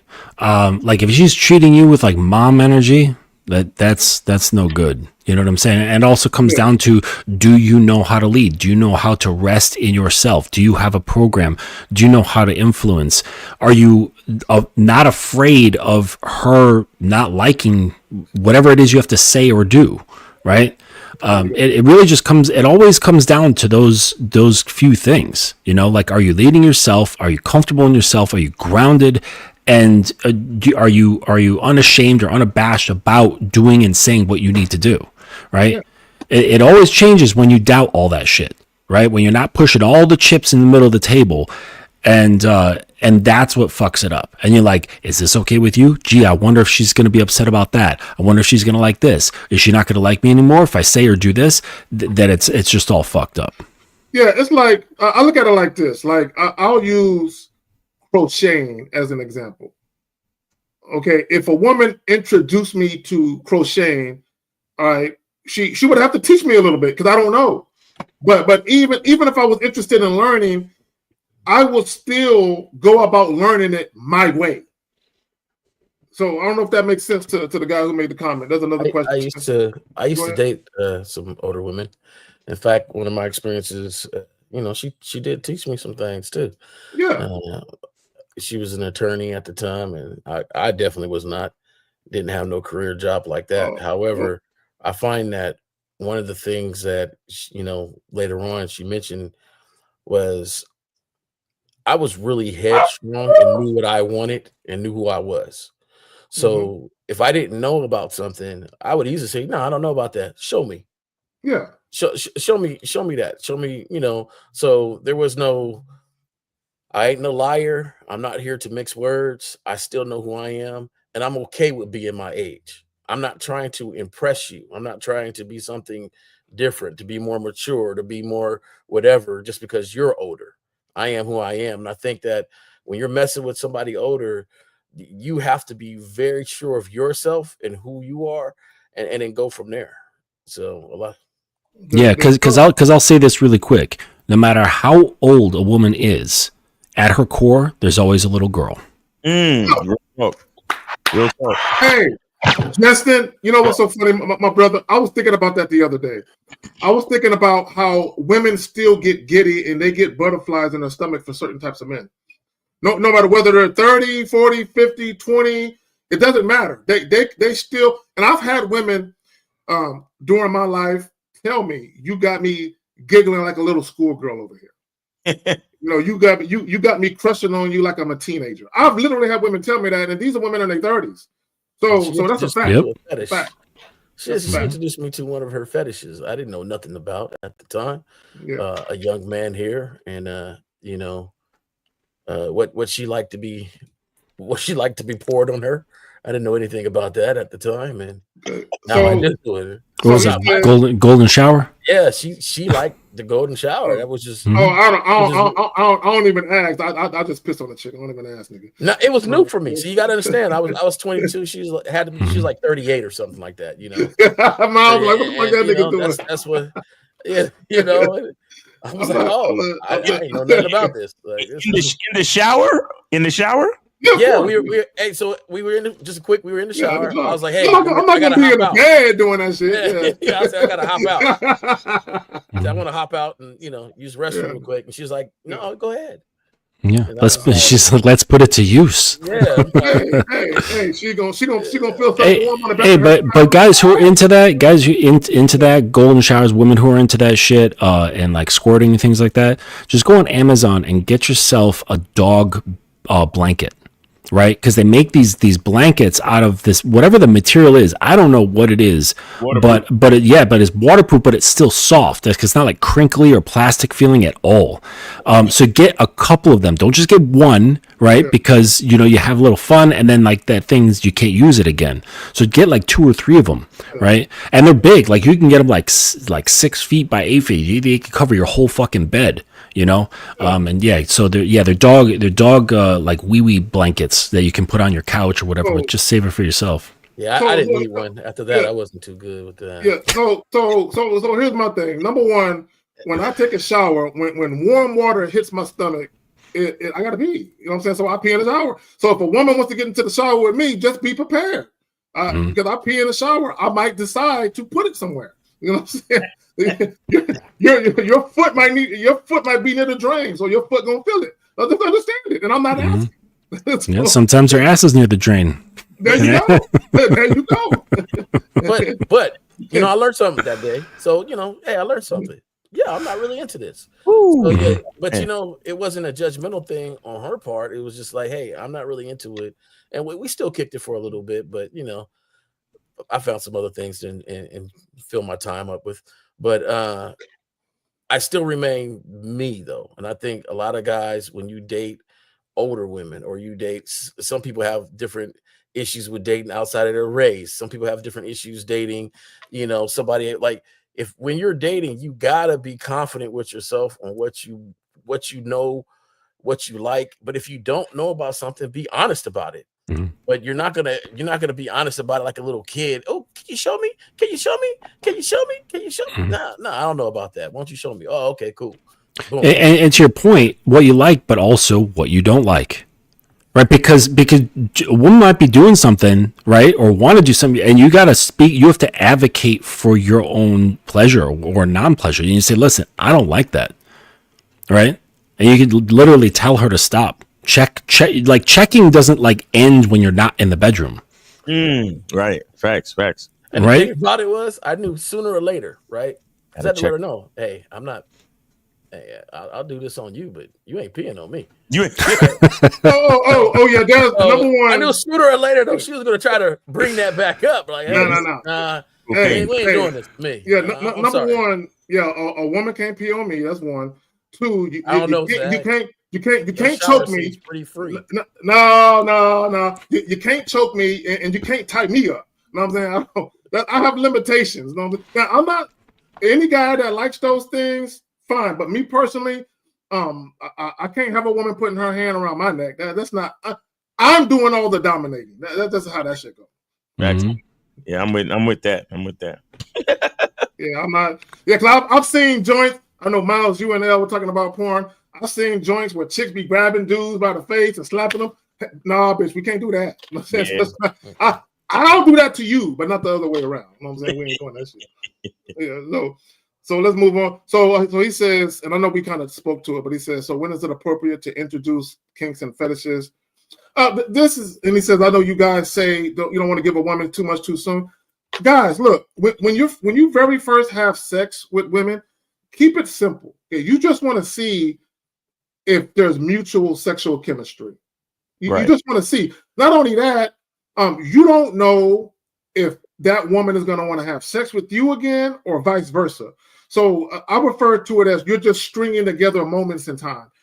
Enjoy this particular moment, and if both you and that woman mutually enjoy it, and both of you want to replicate that, okay, then you string together another moment. And then you slowly but surely start, introducing things, because number one, you want to be certain that she's worthy of look, I'll just put it this way. You should have a whole sexual smorgasbord. It should be like a buffet. Like a lot of you niggas is McDonald's, right? That's all you are. All you got is that. But when you are a sexual man, and there's a lot of different things that you're into yourself and that you can introduce to a woman's life, and you have a sexual buffet, you don't want a woman to walk in and get everything in one sitting. No, you got to come back for this. You know what I'm saying? You just can't come to this buffet and start picking what you want. No, you got to come back. Yeah, I know you probably saw that, but no, you might get that the third or the fourth or the fifth time I fuck you, but not now. Like, even I've had women that wanted me to go down on them the very first time I had sex, and when you are very skilled at that, you understand you can't give that to every woman, but you definitely can't give it to women in the beginning. No, you can get that later on. I'll introduce you to that particular tool in my tool belt later on. You got to stick around for a while to get that, right? But a lot of you guys, because you're ego driven when it comes to your penis, you just want to give women everything. Like, no, chill. Like introduce her to shit periodically. Mm-hmm. Yeah, that's one good way. Like I said before, like there's no one way. It's sorting out like what's best for you.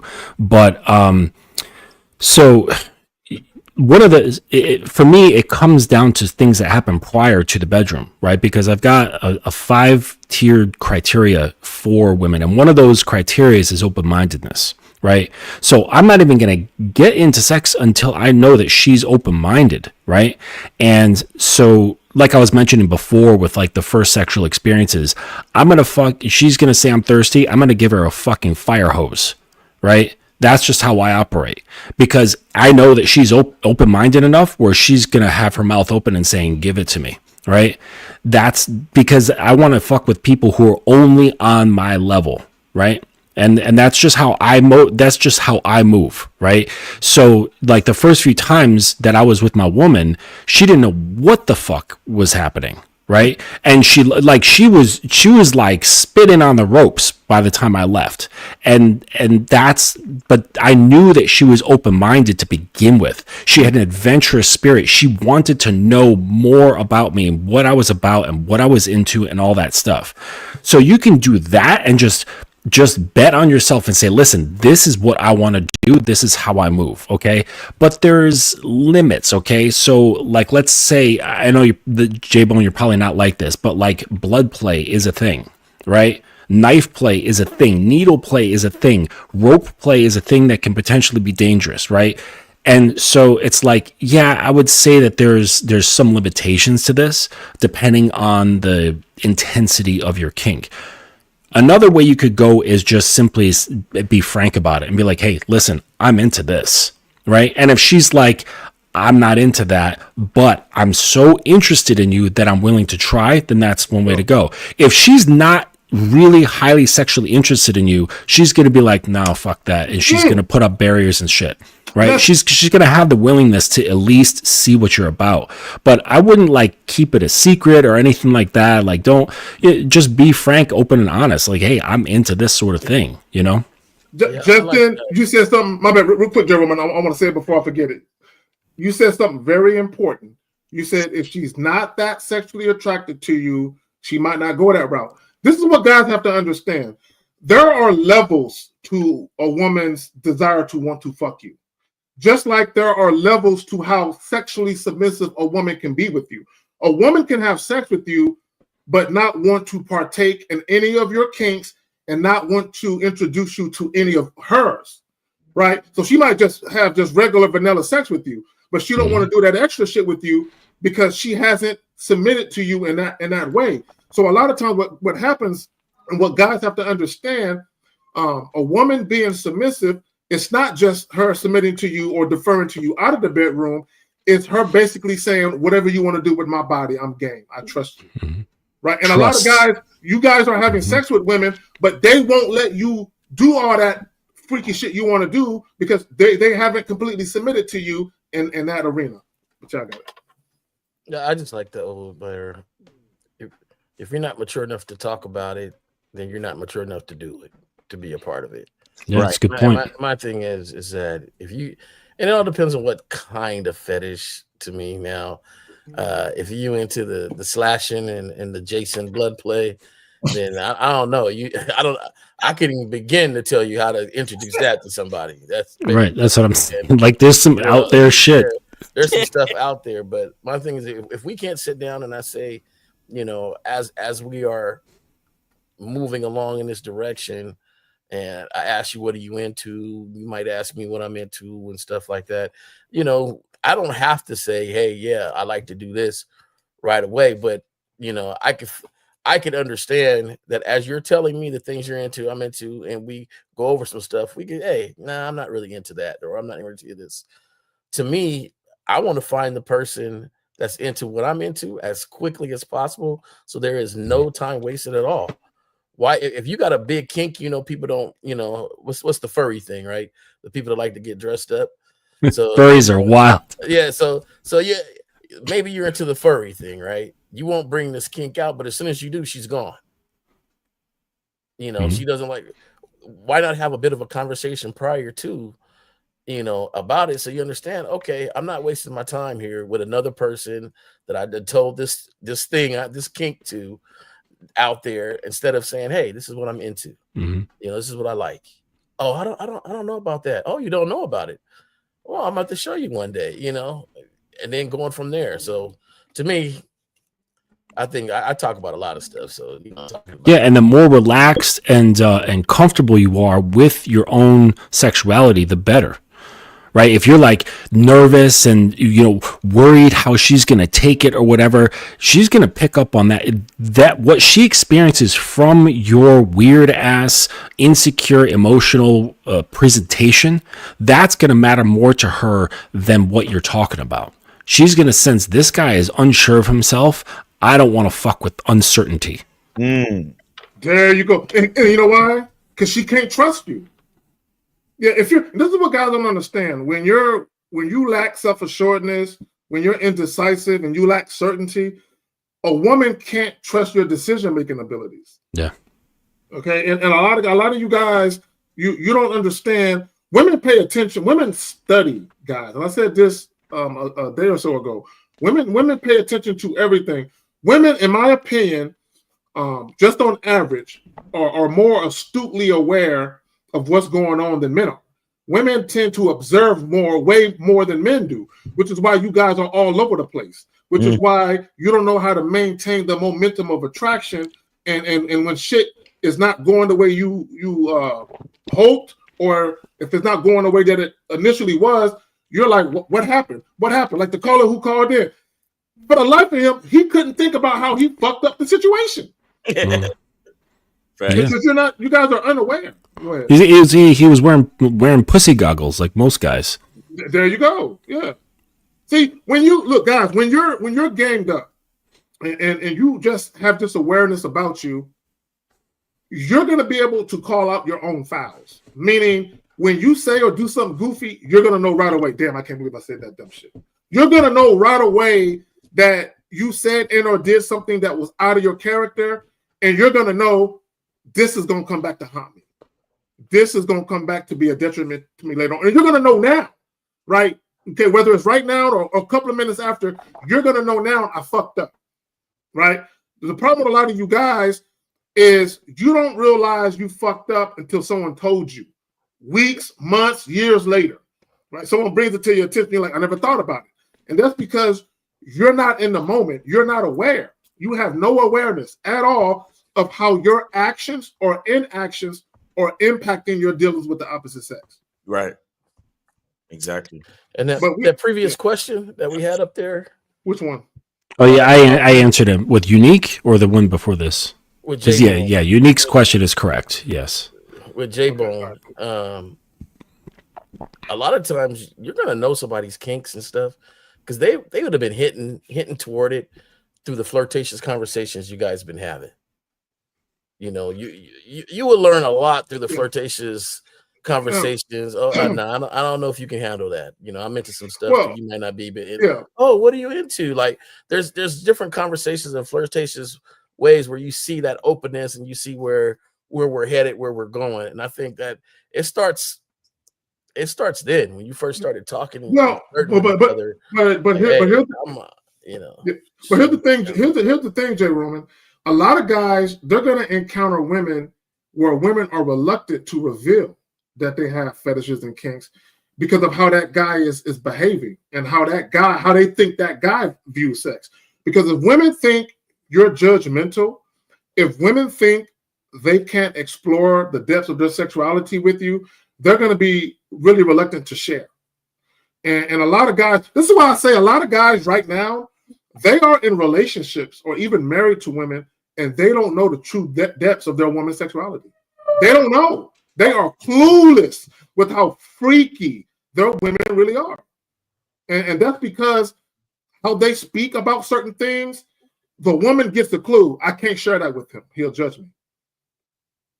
And they'll never tell their men what they're into. But what will happen is as months and years pass, those things that the women are into that they can't share with their men, they're going to seek to want to experience those things. So what do you think those women are going to do?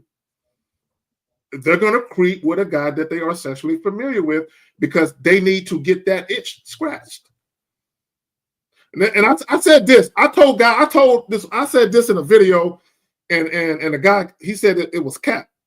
I said there are men who have been fucking your girl for a couple of months, and they know her better than you do, although you've been fucking with her for years. Woo! Right?